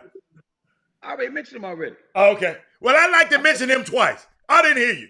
Mention him twice. James Harden. He's so nice. Hey, he's so nice. They named him twice. Come on, let's go. You got Westbrook. You got Steve Nash. I mean, you start adding them up. I mean, it gets real tricky. Who don't get in? It ain't gonna be that tricky. It ain't gonna be that tricky. I'm telling you. Okay. It's not Dwayne that. Wade First of all, Dwayne Wade. First, Dwayne Wade. Yeah. Right. Yeah. So I mean, I'm just saying, if I start thinking about more and more names of guys that have played after that top 50, Kevin Garnett, KG ain't in. Yeah, he Tim in. Duncan ain't in. Yeah, in. I said AI not in. Yeah, in. Let me tell you something, Jimmy. Glenn, I'm telling you, Jimmy. Dwayne Wade is I like him just a little bit or more. Guess what happened? I'm gonna tell you why I like him a little bit. No, I'm gonna just tell you. His wife showed up to the Met last night, Jimmy, by herself. Get what she said. We just came back from France and overseas, and Dwayne said, I'm going to watch the Chicago Bears. I ain't going to no damn Met. I said, Dwayne didn't want to go be around all of them old weird ass people. So I like him just a little bit more now, Jimmy. No, he probably found out that somebody was gonna wear one of them dresses, one of them kilts, That like he probably was gonna wear. You know, you can find out what some people gonna wear. I heard they have a They don't go. I should have said that, man. I should have said that. I've read that you actually they have some people, they know what they have a hint on what they're probably going to wear. And I can believe that, because if you got a market of tailors, it's like the NBA draft, right? We had a tailor on here a couple of years ago that did suits for the NBA players, right? CJ. And if we really want to know if he had a couple of clients and they were in the next year's draft, we could find out what they were going to be wearing. The Met Gala is super secretive. They don't even tell you they don't even tell you who coming to the goddamn event. So you said if Tom Ford gonna tell it, Tom Ford gonna say, hey man, you have circles. No, he ain't. You have circles. You know why? If Beyonce wanted to go, she want to make sure that Kim Kardashian ain't gonna wear the same dress. If they know they got the same, say the same outfit sponsor or the same necklace sponsor. You want to make sure. But Han and Jay usually go. They didn't go this year. It's crazy. But I don't know if y'all know. I told y'all this earlier. They moved it. Usually be in May. They moved it up because of COVID restrictions. They moved it to September. What else you got, Jimmy? You know what time now we got. Of course, right now we're gonna ask you guys to share the show if you haven't done so already. It's 46 minutes past the hour. We're on the back nine, the Chop Shop, your midday sports happy hour. Let's get that share in real quick, guys. Don't forget about that. Now, got another topic that's on the docket right now, and that is we're gonna talk some college sports.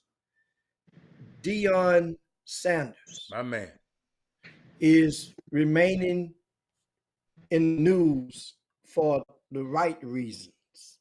Okay. And first of all, you got to do it while you're winning. Jackson State is 2-0.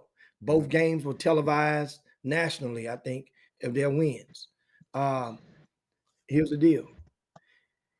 Here's what Deion, they have a chance to really, really make a dent this year in their program. Well, further make a dent in what their program is doing. Jackson State will play Louisiana Monroe on Saturday.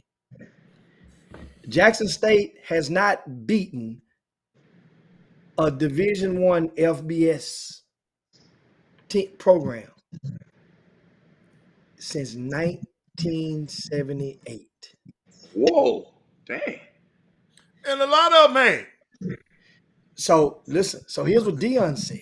This is the perfect opportunity for him to make to come and speak on this. He says, normally you just get paid to go and get beat, right? Talking about those guaranteed games. Like Chris Walker used to play. That's really the goal, right? Somebody pays you, your program makes more money than they normally will to go get your butt kicked. Right. Well, I don't believe in that. I don't believe in that. Right? So then he goes and Deion says, normally when you say reason why he don't believe in that. Because normally when you play against a powerhouse, like I see some of the HBCU schools have taken, it helps the budget, but it kills the morale. Remember that drive back home or that flight back home, right? Here's a question I'm gonna ask you, Chris, because it happens, it goes both ways. It's a two-ended sword. How can getting your butt kicked like that, like some of these spreads be, like Auburn beat Alabama, was it Alabama A&M, Alabama State, one of them 6-3? No, you don't have to go that far. Go look at your damn school. Got beat by 1,000. We scored a touchdown. We scored a touchdown. Got beat by 1,000. Got beat by 1,000. We scored a touchdown and made it to national TV on First Take today. So after scoring a touchdown against Baylor. Now, by the way, back to the regular scheduled program. Here's what Deion said. Normally when you play against a powerhouse like I see some of the HBCU schools have taken, it helps the budget, but it kills the morale. How can getting your butt kicked, I mean really kicked, help you as a team? Financially, cool, but all money ain't good money. completely Chris? disagree. Scared money ain't gonna make no money. I completely disagree with him. I mean, here's the thing, man. Deion played at Florida State. They beat up on a lot of people like that, and that they call 2 games. And some of those kids, Alabama State, that's their recruiting pitch. Hey, man, we're gonna. That's their recruiting pitch.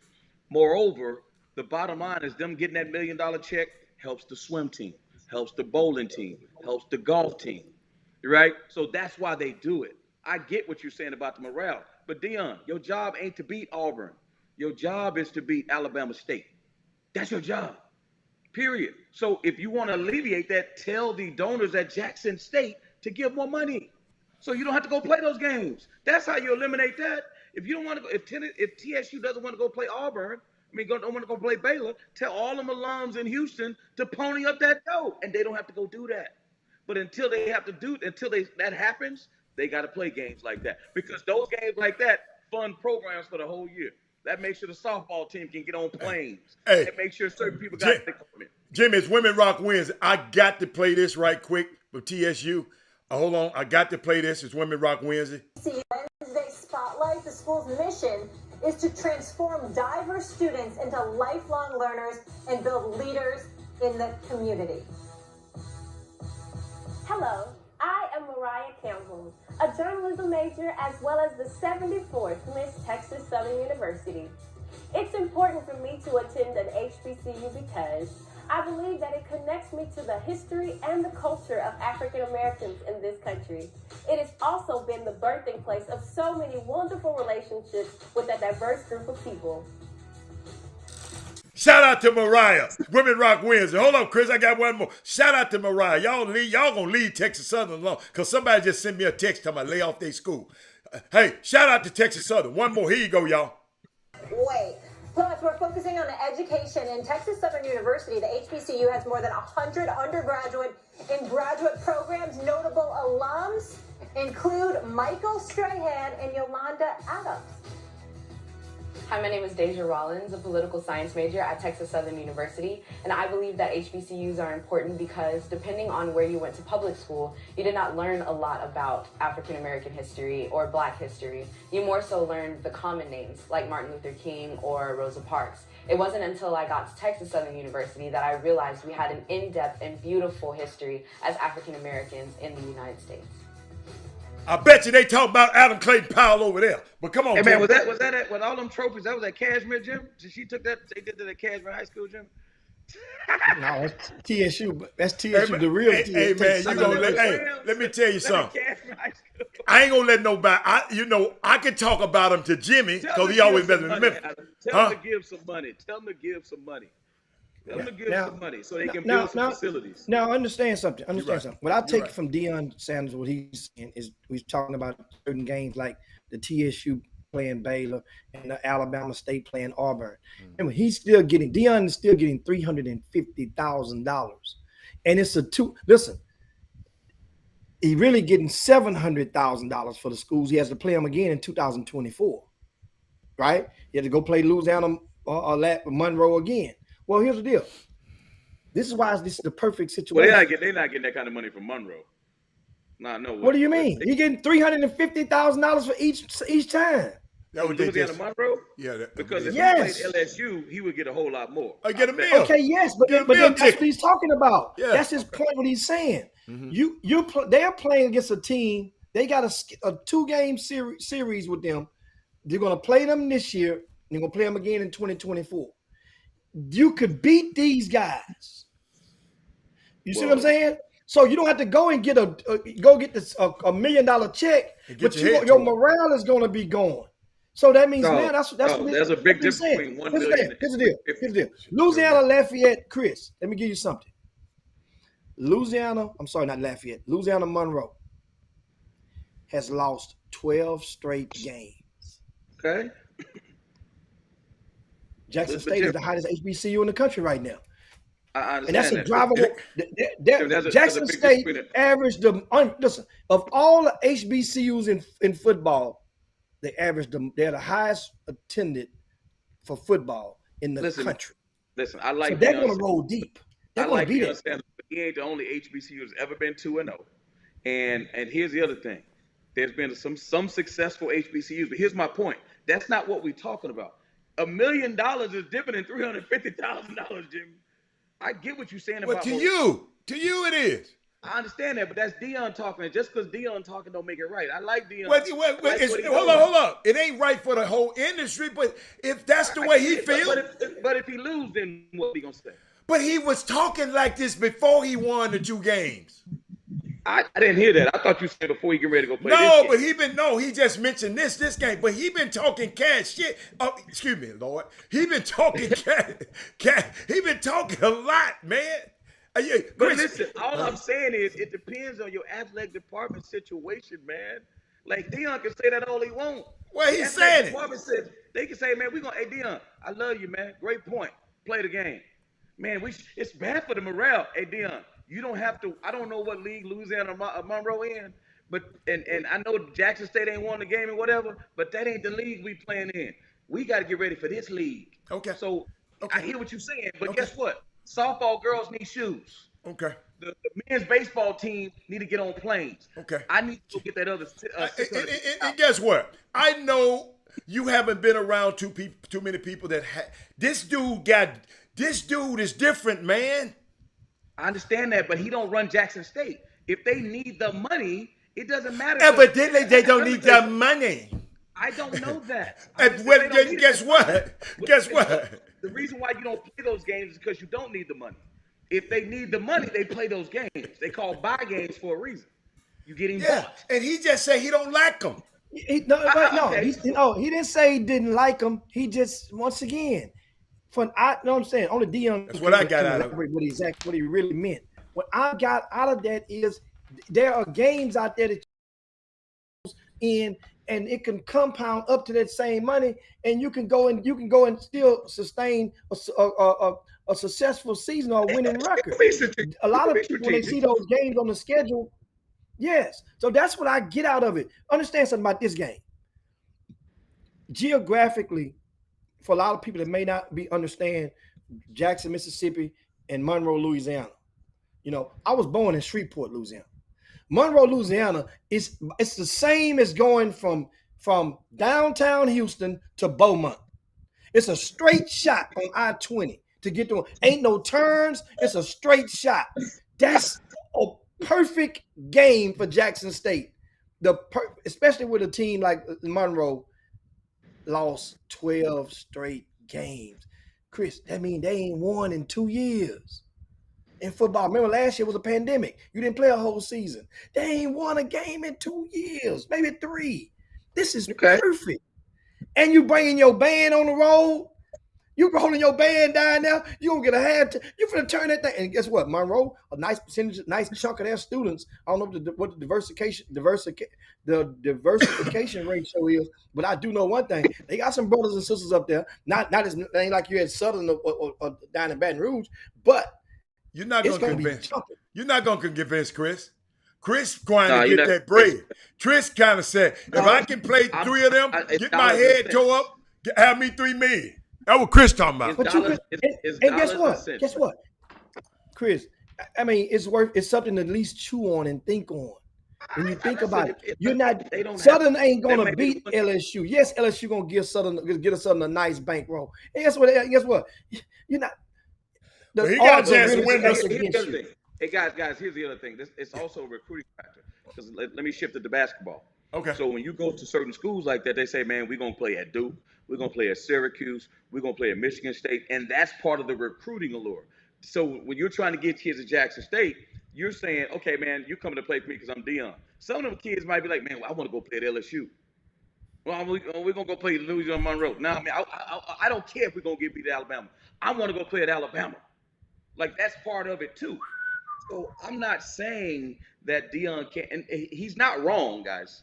He's not wrong. All I'm saying is, what is the athletic situation at the school? And you know what's funny? If I'm the athletic department, you got a guy like Deion, because he's gonna be there, and he's gonna be there for like, what's a snowball's chance in hell?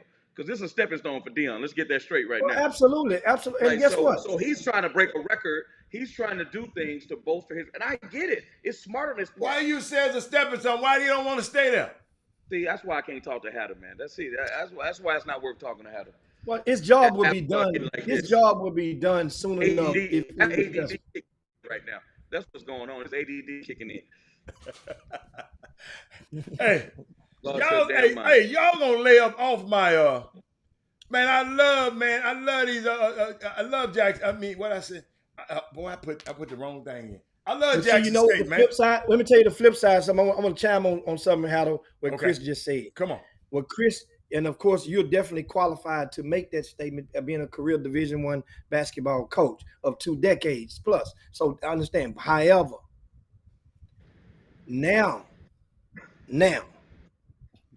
with the transfer rules have been modified, a lot of schools, you go play those Power Fives now. They can not take your kid. They can attract your kid away immediately without you having any say now. So now, yeah, they love to come and see. Now that's what I would think in the contract.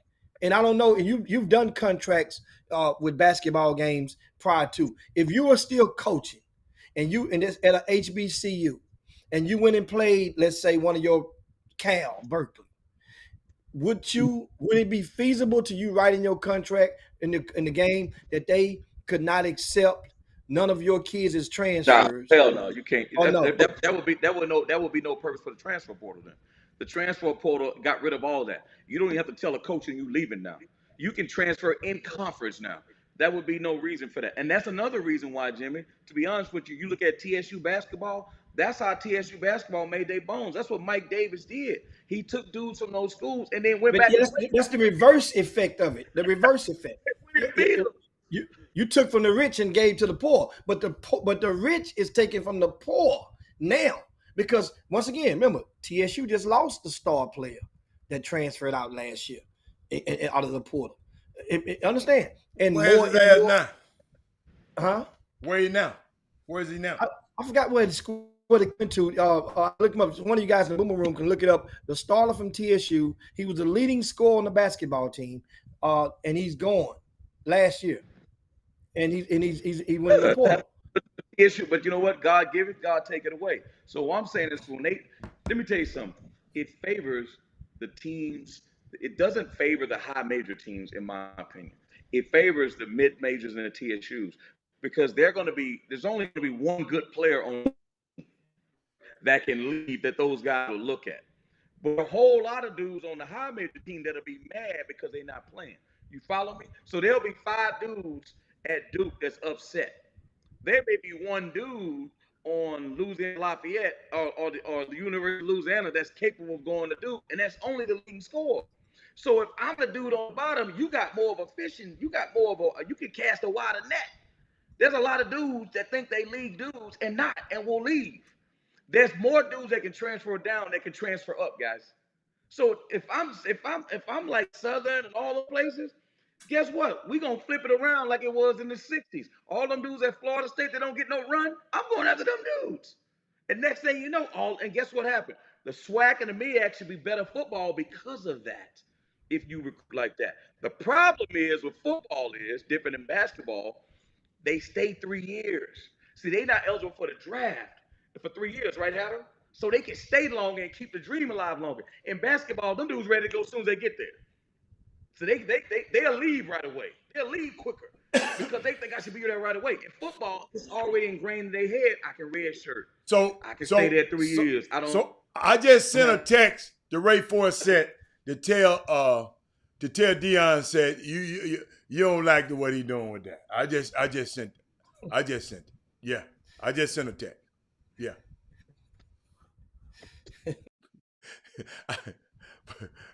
Jimmy, I didn't mean it. He hung.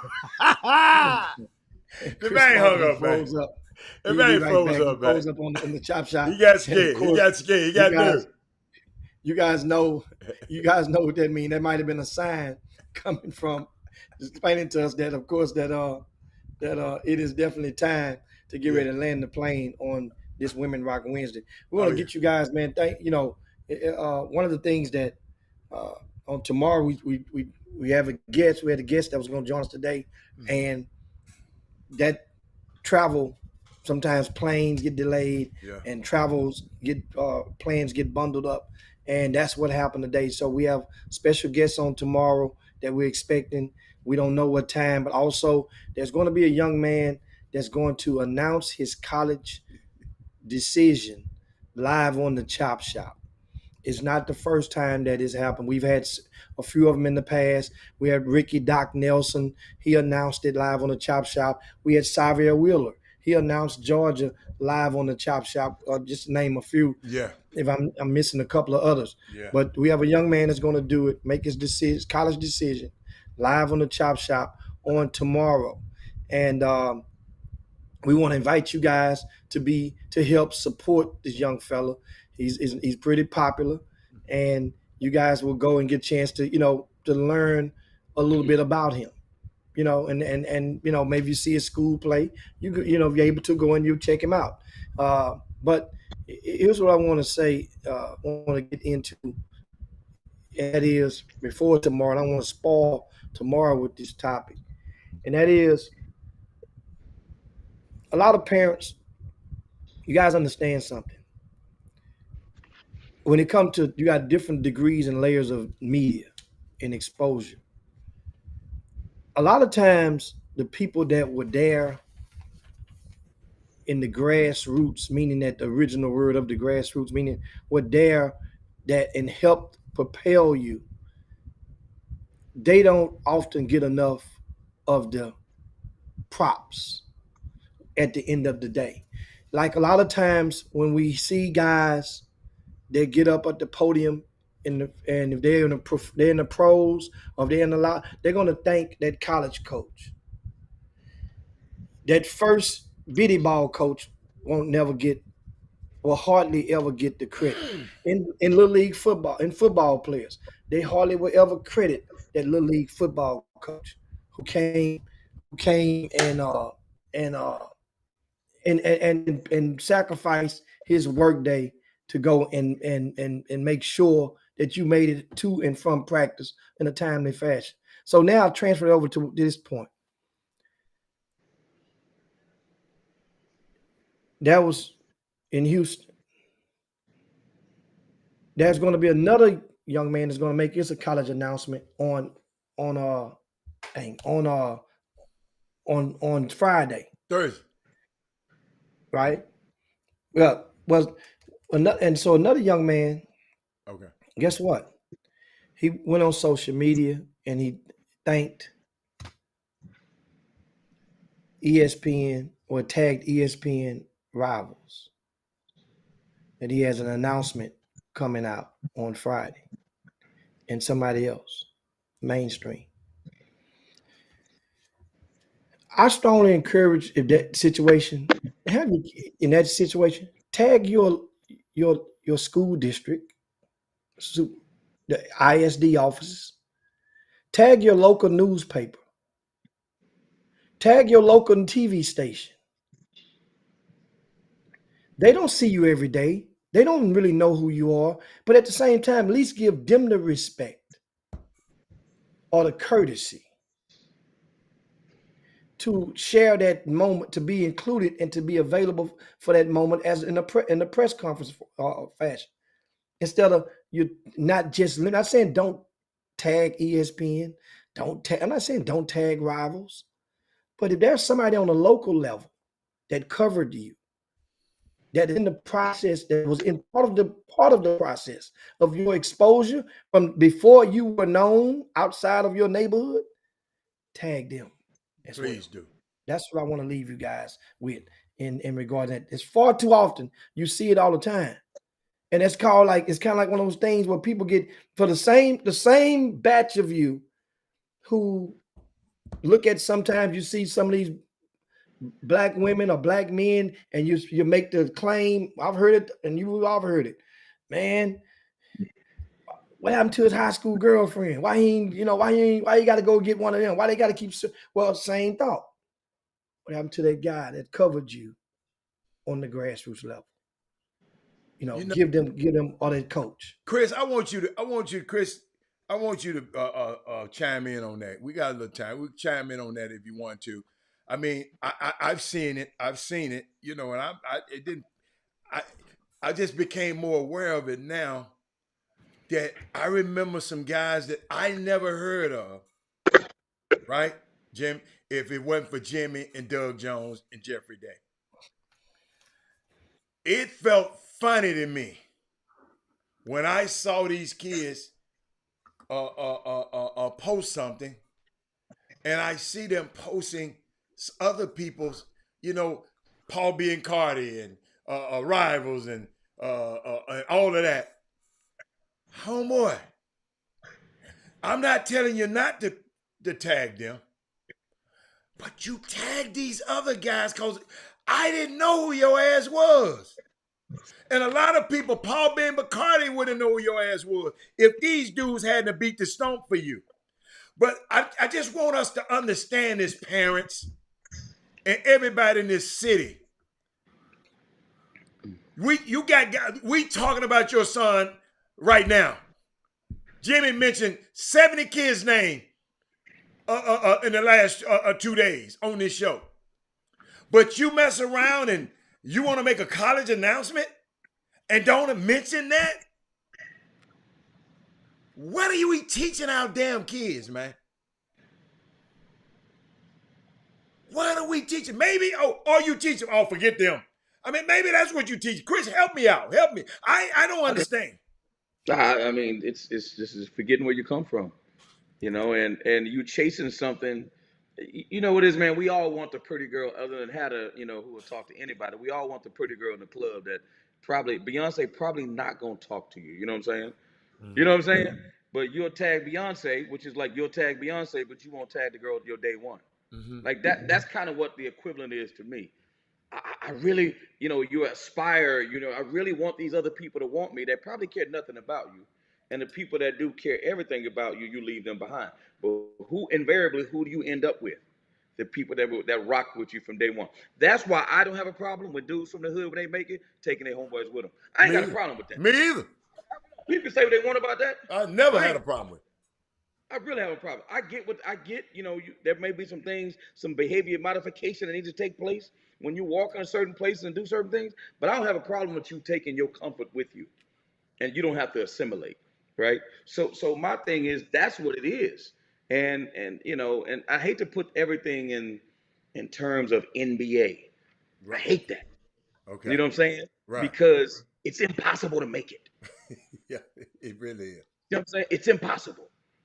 Adidas used to have this slogan, nothing is impossible. NBA is impossible, okay? I'm here to tell you.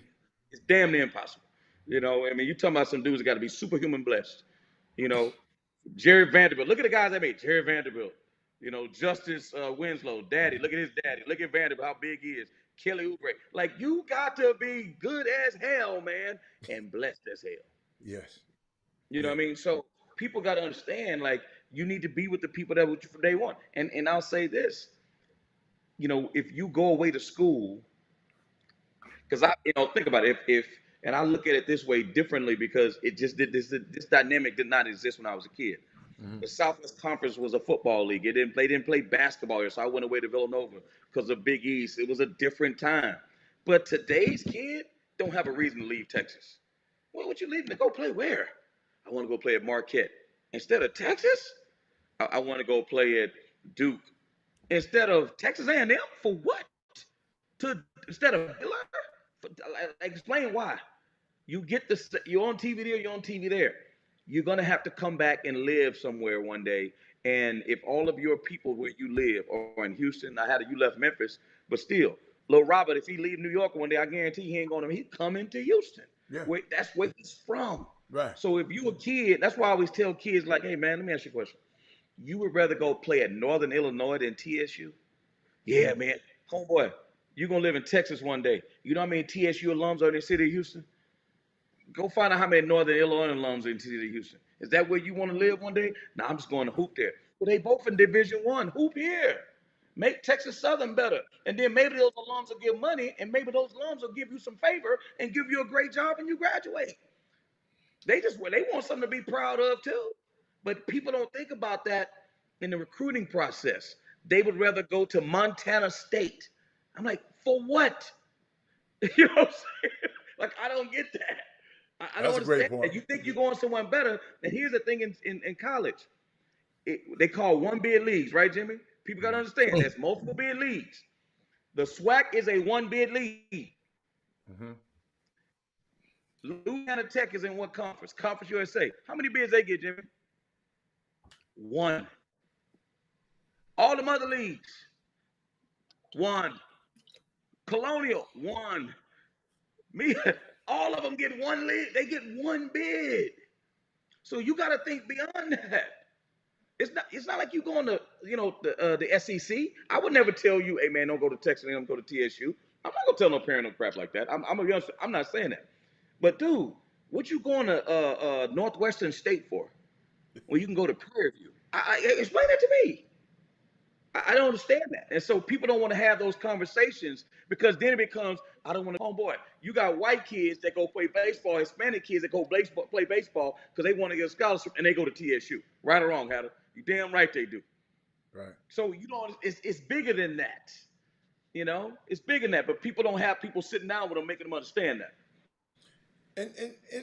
And I'm glad, Jimmy. I mean, I'm glad we talked about it because this is I'm serious. You just made me even think about it, because I know you left Houston and you ain't come back really. You ain't really came back. You know what I'm saying? Right. My son and I ain't gonna lie. When my son went up there, I knew he wasn't gonna come back. I knew. But later on in his career, I just told him when he come back, whatever he do, I just told him to come back here and run for office. I promise. Yeah. Come back here and make a change. This is what I told him, mamas and daddies. Go get the principles you learn up there. Bring them back here to help your community. We talk about that all the time. But Jimmy, I thought about that the other day, man. When I saw something and I saw a young kid, he talked about his recruitment and he's going to make his announcement. And when and kid probably just don't understand. And then his parents might not understand. You got to realize, man, some of these parents become fans and groupies. These parents, they ain't never had this kind of attention, Jimmy, in their life. Now, let's get this. Let's help. I'm finna help you. Some of these parents didn't have all of this attention. Some of them lack the attention they get. You can tell them, man, boy, you better change that number. You got it. But they love it, Jimmy. Adam, I'm sorry. Adam, I give it the same way like guys in the music industry, like rap music or some of these black artists who make them who they are. They start off where? In your community. Right, Jimmy? Like we're the ones that support them and make them big. And then when they cross over, who's the first people they forget? You know what I'm saying? Good point. The people that made them. That's a good point. Ain't no rapper starting off in Long Island. He's starting off in Brooklyn. No.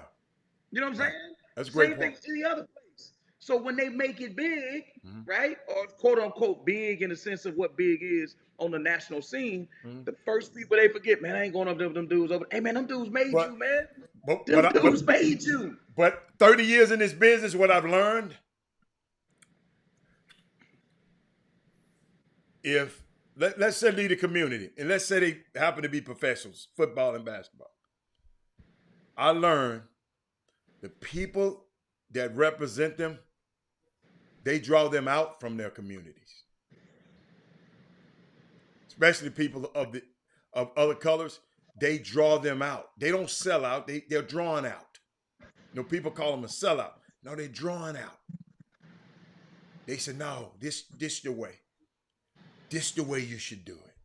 This the way you should do it. You did it. That's mama. They depending on you right now. And they use this to draw these kids out. That's why a group of these guys don't come back in. One guy do a free camp here, some guy do this and do this. There's no impact then, Chris. Yeah. When all of them can say, okay, Chris, me and you can go buy a couple of houses, but it's gonna take Jimmy and 10 more people to go buy a building. You follow me? So then we make an impact. That's the problem that we don't have, especially in this community with these guys, as James Harden put on the film on TJ Ford's film the other day in the gym with them kids. This is generational wealth. When I was coming out of college, Chris, in the pros, generational wealth wasn't even being talked about. Chris, when you came out of college, generational wealth, but these guys get generational wealth when they come out of college. Imagine 10 of these guys getting together. 10. CJ McCollum just bought 300 some acres out there in Oregon. What if 10 CJ McCollum? Then you can go buy a damn whole town. You follow me? It's strength in numbers. I ain't saying y'all got to love each other. This business. You got to have business people, have checks and balances. Man, I sit there and watch the Hal Pastor and what's the guy named Steve Trauber with the Houston Hoops. These guys wasn't hanging out to each other, but for the business, for the Houston Hoops. I get what I want. My interest and your interest. If they meet, we don't have to like each other. We got to be able to make an impact in this city. We got enough pros that came out of this city. All of them should be thinking, what can we go do in Houston? This where we made our bones. It's powerful. That kind of stuff is powerful, man. So, you know, that's how I think about it. But we got to teach them. Man, forget him, man. Don't go, man. Don't go on the chop shop. Man, shout out to this young kid who coming on the chop shop tomorrow. Every one of these kids should be, because guess what? That man there and them other two guys that work for him, they the one made your help bolster your career. No matter how you liked them, no matter how they didn't rank you high, like somebody come up with, well, this too high, this too, don't worry about it, you're ranked. We talking about y'all on a show yesterday. Your kids, where 50,000 people a month watch this show. Here's my thing, Hatter. Unless they ranked in the top 20 or top 100, ain't nobody talking about them.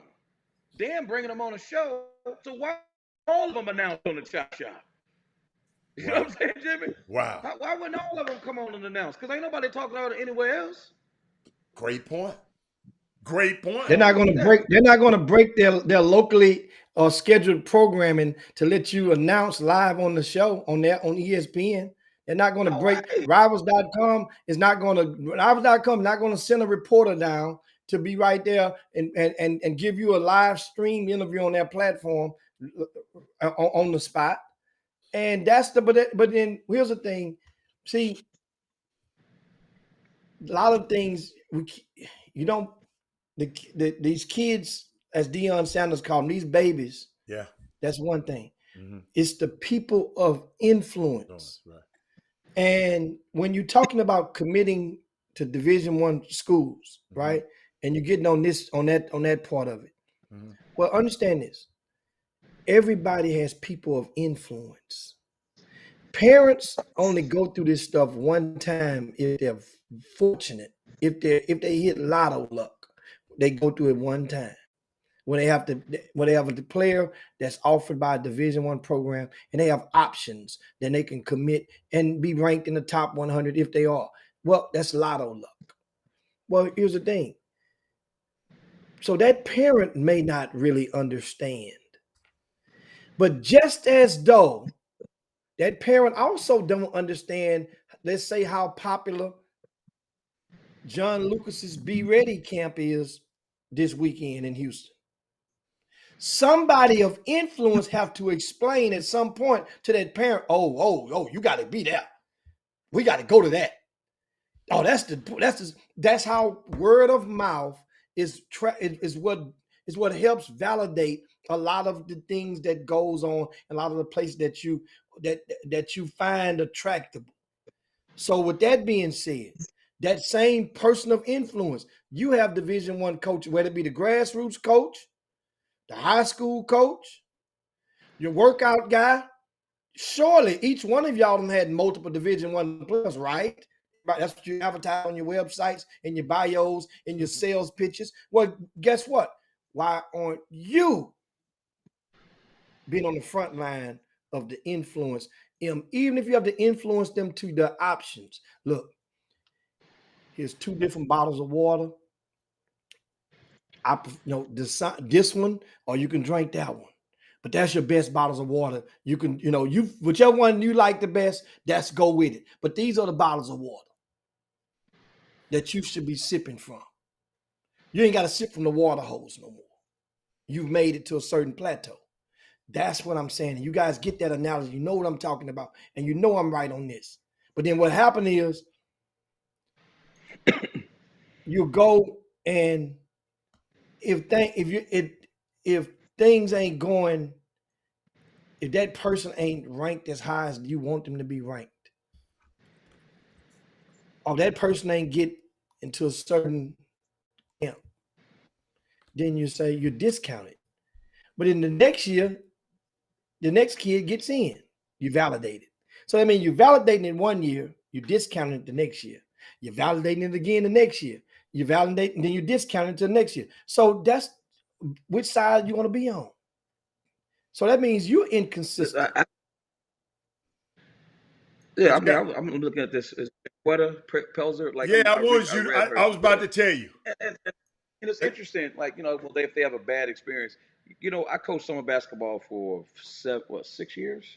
No, maybe 5 years. 3 with T-Mac, 2, maybe 6 years. And I've taken kids from summer basketball to college. So I've left twice, and both times I left, I've taken kids with me. And good experience, bad experience. And again, I won't even say bad experience because, at the end of the day, I tell people, and people have to understand where this comes from, okay? I'm trying to help me, okay? I'm trying to help me. Now, if me is a good person, you're going to be really blessed. You understand that? If me is a bad person, it might be a bad experience for you, right? But in the course of Chris Walker trying to help you, if I'm a good person, there are a lot of good things that could happen for your life because I'm trying to help me. Because the first person I care about at any other time is myself before I care about you.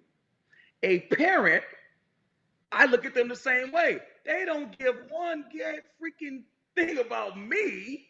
Who do they care about, Hatter? Their child. And guess what? I think that is exactly how it should be. Now, why do you say that? Sometimes things, when people look at relationships, like a summer basketball relationship, it could be 80% good and 20% bad. But guess what they focus on? The 20% bad. And the 20% bad prevents them from coming back and honoring that 80% that was done for them. I like that. That's what they do. Nobody remembers what they ate for breakfast, only what they ate for dinner. All day long. I see college guys, man, I had a bad experience when I went there. Homeboy, you went to school for free, you ate for free, you flew for free, you did this, you did that. You don't tell the part about when you didn't go to class, and don't nobody know about that because they don't put that in the paper. You don't tell the part about when they covered your drug and stuff. You don't tell the part about when you had the problem with your girlfriend. You don't tell the part about you could have been ineligible. Somebody probably did your homework. You don't tell all that stuff. You just say, man, this coach screwed over me, man. Man, screw them people. You leave out the bad parts, like when people break up a relationship. When they talk to their sister or their girlfriend, they only tell their vantage point. They don't tell the stuff that they deficient at. Right or wrong, Adam?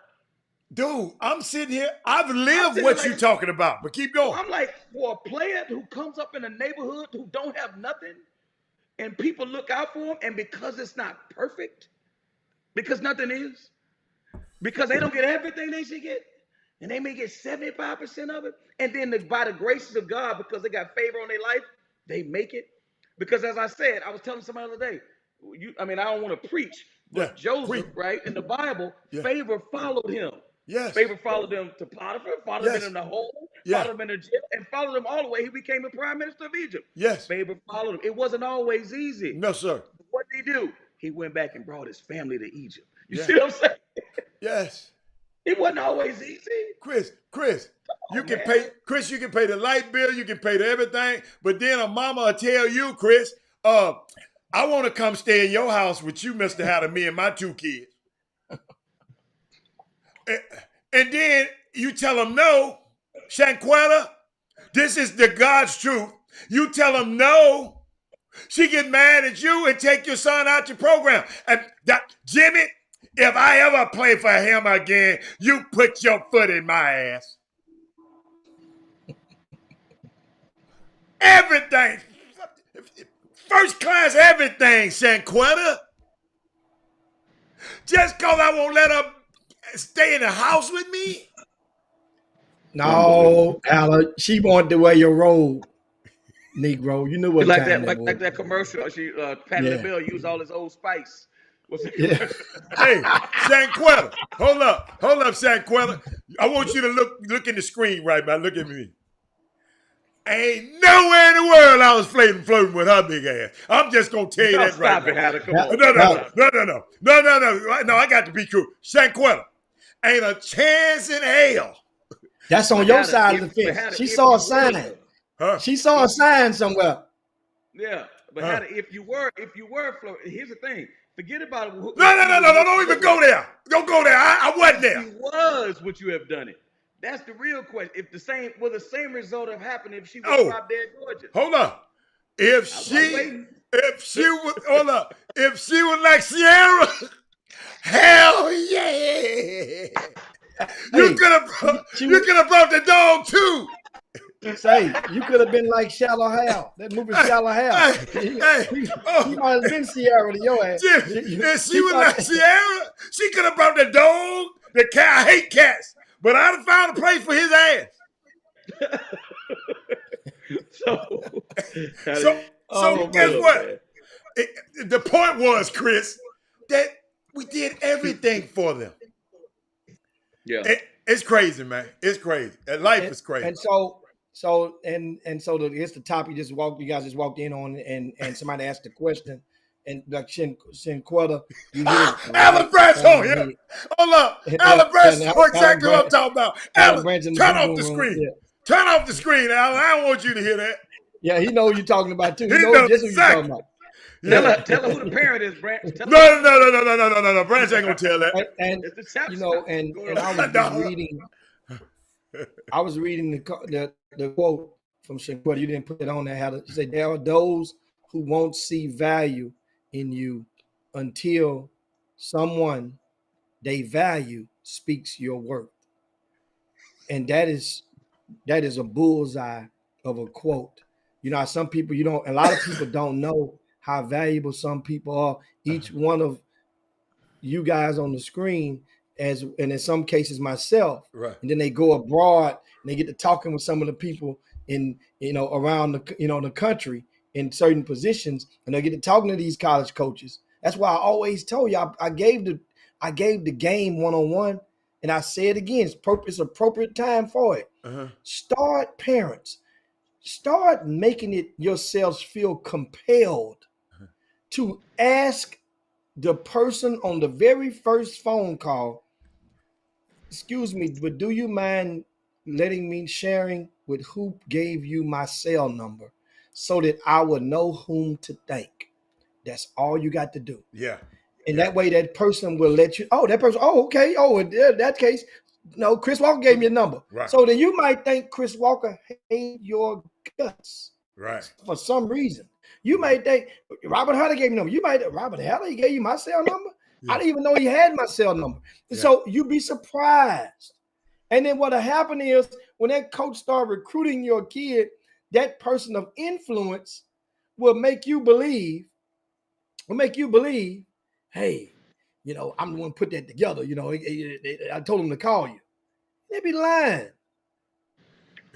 It's a liar's market. And in some years, it's a seller's market. It's a liar's It's a buyer's market. market. Or A I'm sorry, it's a liar's buyer's market, or it's a seller's market. Which market? Which Wow. one are you? It's a buy right now. People are selling. You know, I hope little Jalen Johnson ain't watching today. But people selling bullshit out there by the boatload. Hey. And then you hear it, and then what happens is you go buy another variation of it, and then you get mad and you're bitter, and you want to flush the whole grassroots down the toilet. When you were warned, vast majority of you parents out there were warned by somebody, but you didn't. You felt that it couldn't happen to me. I ain't gonna get burnt like that. Oh, that was them. She don't, you know, if she wouldn't be out there trying to do all this, wearing all them tight pants, that's what happened.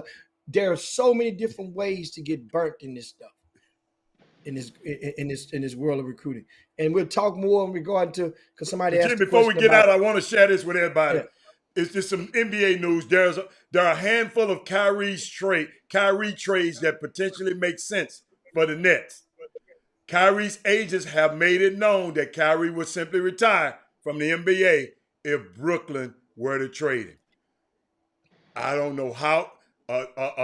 Nick Wright has just reported that wherever there's smoke, there's a little bit fire. He done retiring then. Yeah, because they trying to get him up out of there. They trying to get him up out of there. They want it. Yeah. Same way with when John Wall. The problem is greater than the talent. Tell me about John Wall. You ain't been here. What you think about the John Wall thing? He's history. I mean, again, I don't want to tell you why I have intimate knowledge about it, but they want Kevin Porter and they want the Jalen Green to start. And they told John Wall he was going to have to come off the bench. And you know what? Guess where the GM's from? Guess where Kevin Porter's from? Seattle. Sure is. Jalen Green, #1 pick. Everybody excited.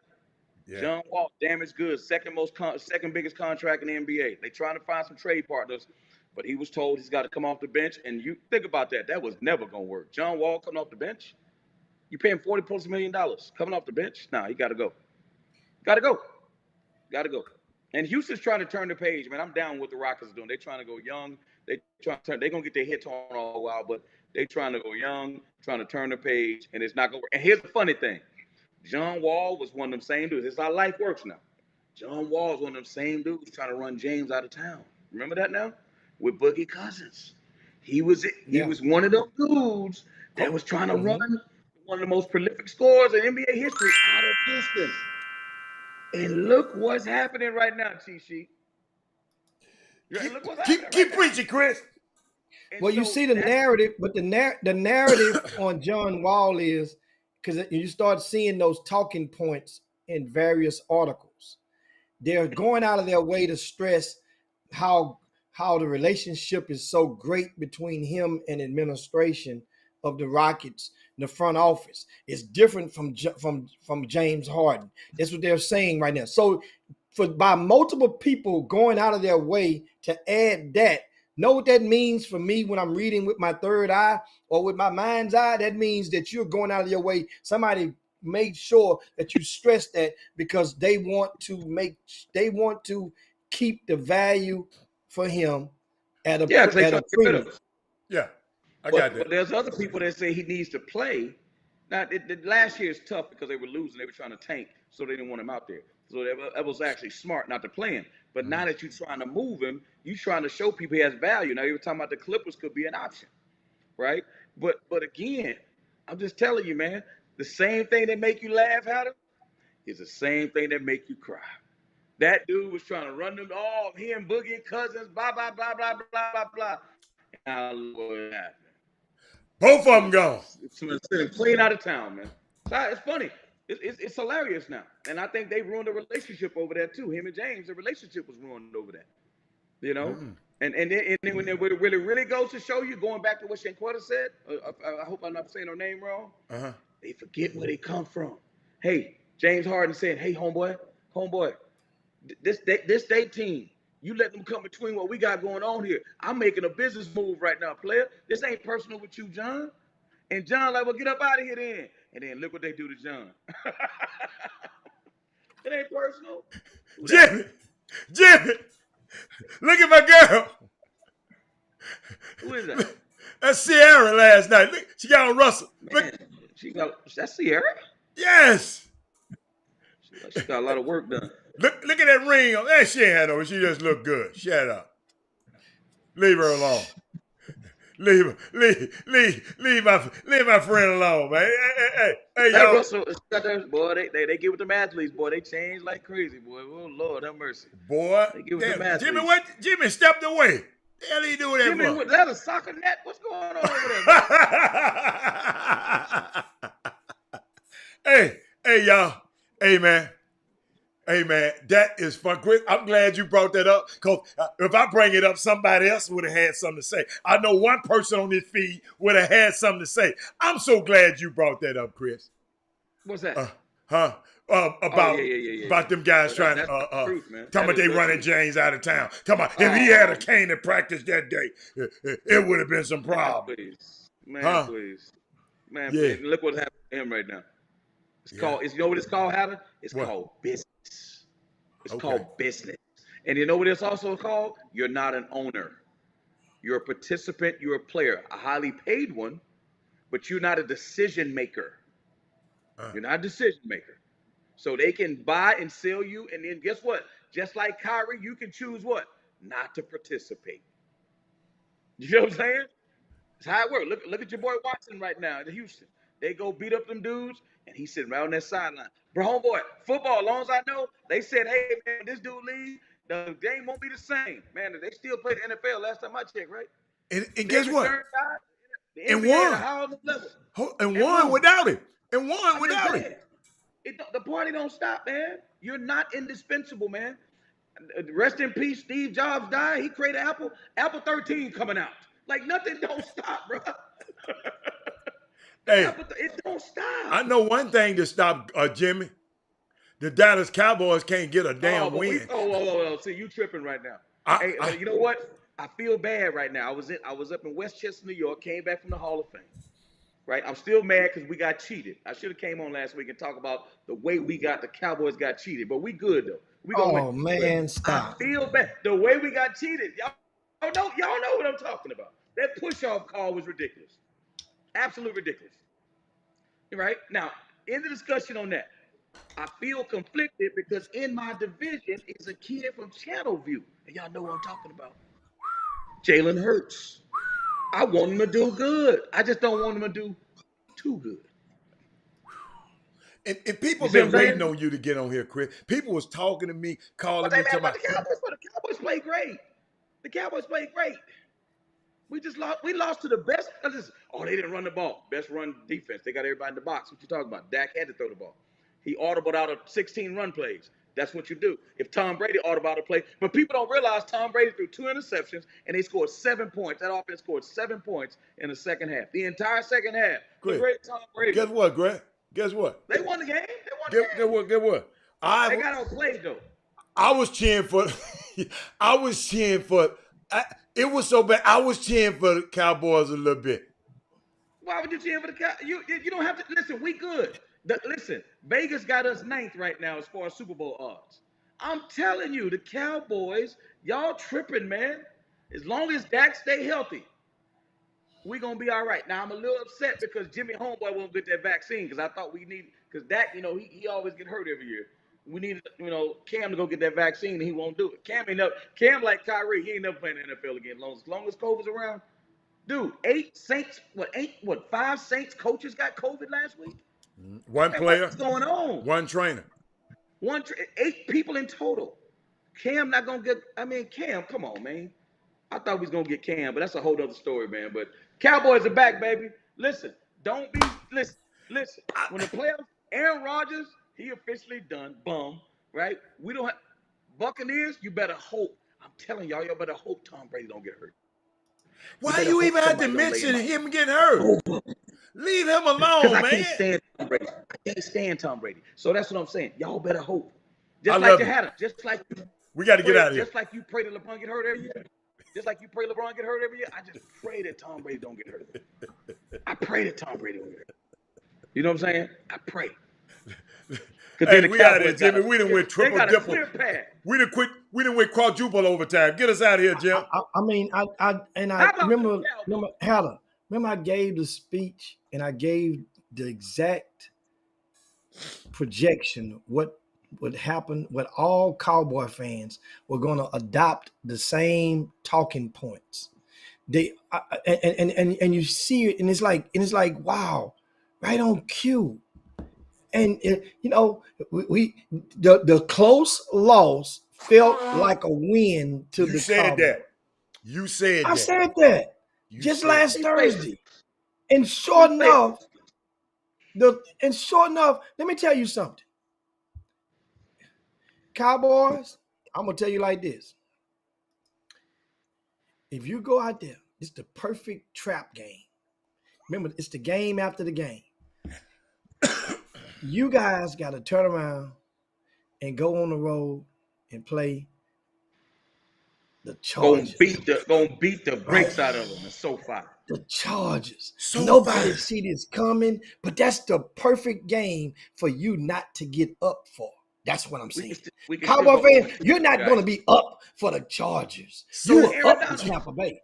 SoFi Stadium. SoFi Stadium. Hey, but guess what the Chargers are going to do? They're going to be up for the Cowboys. Because everybody they have a chance to be 2-0. Everybody up for the $7 billion dogs. Everybody up for us, baby. Everybody up for the $7 billion dogs, baby. Hey, I heard something on Skip and Shannon. They almost blew me away.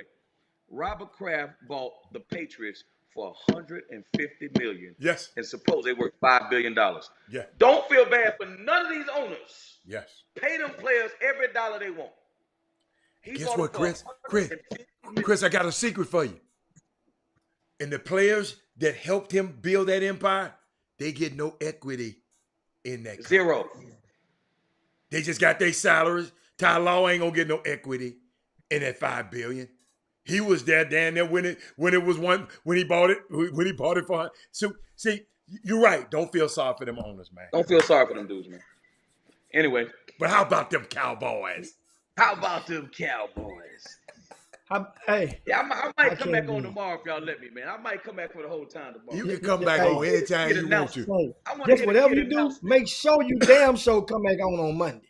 Make sure you damn sure come back on Monday. You know what I'm saying? That's all I want for Christmas. I just need you to come back on Monday. Chris. Make sure. Chris, Michael Irvin on First Take on Monday, and you be right here with us on Chop Shop. But oh my God, dude! The Cowboys win. One thing we know, if they win, I'm gonna be there on Monday. That's for sure. You know what, Chris? Did you? Hey, Jimmy, you remember when LeBron them was getting their head tore off every time they got beat, like the Lakers got beat? Chris just said, "Oh man, I'll be on." Man, we don't hear from Chris no more. Till the series over with. Then he talking about, oh man, Anthony Davis is abroad. He got to talk about everybody. I don't talk about street clothes like that. I need the broad to come back. We got enough firepower now. We good to go, baby. We good to go now. It's a wrap. And y'all about to lose Kyrie. Lakers are officially the favorites. It don't even matter no more. Yeah, we about to lose. Don't even matter. Say, hey man, and but it's that time, guys. Thanks a bunch, man, for everybody. It is time to slide down Dino's back and yabba dabba do this thing on this Women Rock Wednesday. We're gonna get back at it tomorrow. Remember, we got special guests coming on tomorrow. You don't want to miss it. It's supposed to be on a day, but travel delays and adjustments in their schedule push this conversation over to tomorrow. Also, we got a young man, top-ranked player in the area, is going to make his college choice live on the Chop Shop. That's going to be cool. Check that out as well tomorrow. Plus, it's Baby Friday. What else do you need? We're going into the weekend. We're going to talk a little. We're going to give you guys a couple of high school football matchups. We're going to talk about some college games to see over the weekend. We're going to talk about the Cowboys again, and also and a lot more on the Chop Shop. Oh, and also, we promise you guys, we might even have time to provide you with that class of 2024 rankings. That should be interesting because remember, we didn't rank 9th graders. These guys are now 10th graders. This will be the first installment of rankings for that class of 2024 for RCS Sports. Might even drop that for you as well on tomorrow. So make sure You spread the word about the Chop Shop. Share the show on your way out the door. You know how it go. And if you're on YouTube, give us a thumbs up. You can share it that way as well. Now we're going to ask everybody that's still on the Facebook feed, if you would take out 8 seconds to go over to our YouTube page. And you go over to the YouTube page, and I'm gonna make it really, really, really simple for you guys. And what we're gonna ask you to do, go over to the YouTube page and subscribe to our YouTube page. We're closing in on the 1,000, right? And this is very important for helping to galvanize and strengthen the footprint on our digital footprint. That is. And I just posted it for you guys on the on the Facebook page. That's the link to go over to our YouTube page. Subscribe to us if you haven't done so. It ain't nothing but just clicking the button and subscribing. Let's get into that 1,000. And that way now, we're getting to 1,000. That's when we're going to go and reward back. When we had big news about the Chop Shop and Monday Night Football. We get to 1,000 followers. Then we go and we release that news, and we will help, not help. We will, renew our commitment to hanging out for Monday Night Football during the pregame show at one of the locations, which already is on the table, but we just have not agreed to it yet. Waiting to get that 1,000 follower, subscribe on the YouTube page. When that happens, then we'll push the button and go move forward with it. And you guys come out and hang with us. And you know how I do when you come hang with the Chop Shop. We know all the ladies get drinks. All the fellas get drinks. I'm by the bar. Jimmy, you know how it go. No, when we rock up Jimmy, in that thing. I just came up with another idea, Jimmy. What's that? The place we were at the other night, our secret spot. What if we could do it there? Oh my God. Where was we at for the game the other night? Oh my God. That'll change the game. That'll change. Well, that would be an invite only, because we can't just let that know. They got to be. We got to invite them. Yeah, we got to invite them. That's a private spot. That's if we invite them. Yeah. Well, everybody ain't gonna come no way. I mean, well, we will see. We'll see. But Jimmy, that's kind of player, y'all. Yeah, that's kind of player where we was at the other night. And it ain't no dress code. Ain't no dress code. It's private. It ain't nobody in there but hey, smoke your cigars and have a view of the city. I mean, hey, Jimmy. Got multiple TVs. Jimmy. Free drink for everybody. Yeah. Free drink. Yes. Yeah. Is that Jimmy crib? No. Ain't no crib. Ain't no crib. Yeah, this is our spot. Yeah, dude. Hey, dude, we got you know how non-cowboy zone. It's called it's called a secret society. It's a secret where you have to have Jimmy. Hey, Jimmy, how we get an address? You can't even. Once y'all lock the address in, the next time you can't lock it in no more. It's that code. Yeah. How about that? Yeah. Yes, sir. Yeah, look at Chris. Chris ain't been there. You know, he ain't Chris. Chris, you ain't been there yet. Oh my God. Not that I know of. That man said 50. Hold on, that man said 50-15. You got to be out your rabbit ass mouth. Ivan went to Rice too with that old nonsense. Come on, Ivan. You need to that's Junior. First of all, Junior. Oh, that little fella? Yeah. That's Junior? Yeah. Marissa said that's a cult. No, it ain't no cult. No, it ain't a cult. It ain't a cult, but I guarantee you one thing. Hey, all I tell you, going to walk in there saying, Jimmy, that ain't going to do it. Yeah. You're going to say chop shop, man. Y'all did it, man. These guys, Jimmy, you know what? We might have to get some platinum chop shop cards made up for the people who can get in this one. See, we ain't gonna do it here all the time, Jimmy. We'll just do it on a special night. You follow me? I got an idea. Okay. If anybody can get, what? If anybody, we'll guarantee this. Okay.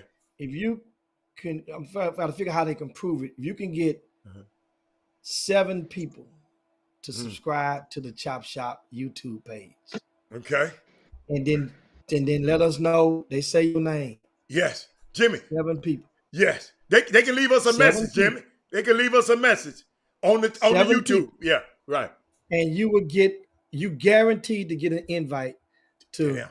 our honeycomb hideout. Yeah. Yes, sir. Honeycomb hideout. Oh, yes, sir. Yes, sir. The honeycomb hideout. And I'm gonna tell you, hey, Chris, popping. Yeah, Chris, we got to get out of here, y'all. I got a 3 o'clock. I'll see y'all later.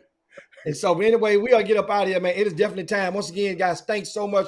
Shout out to all the ladies out there that hung with us all the way to the end. Shanquella Pelser, hey, you doing it, girl. Marissa Smith, she's up in there rocking with us. I see you. Mate came up in the house today, Hannah. She's up in there as well. Mate, we might even have some what's the name of the wine store with the eye? With some wine. Intercept. Intercept.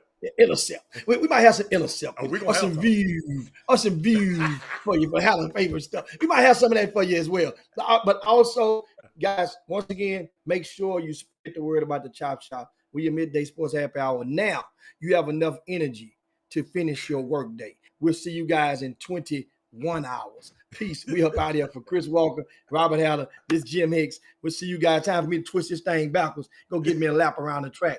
I'm going to see you guys tomorrow. Chop Shop. Peace. We up out here. Jim Hicks, Rob Hatter, you are now tuned in to the Chop Shop. I'm Retro. Let's get it.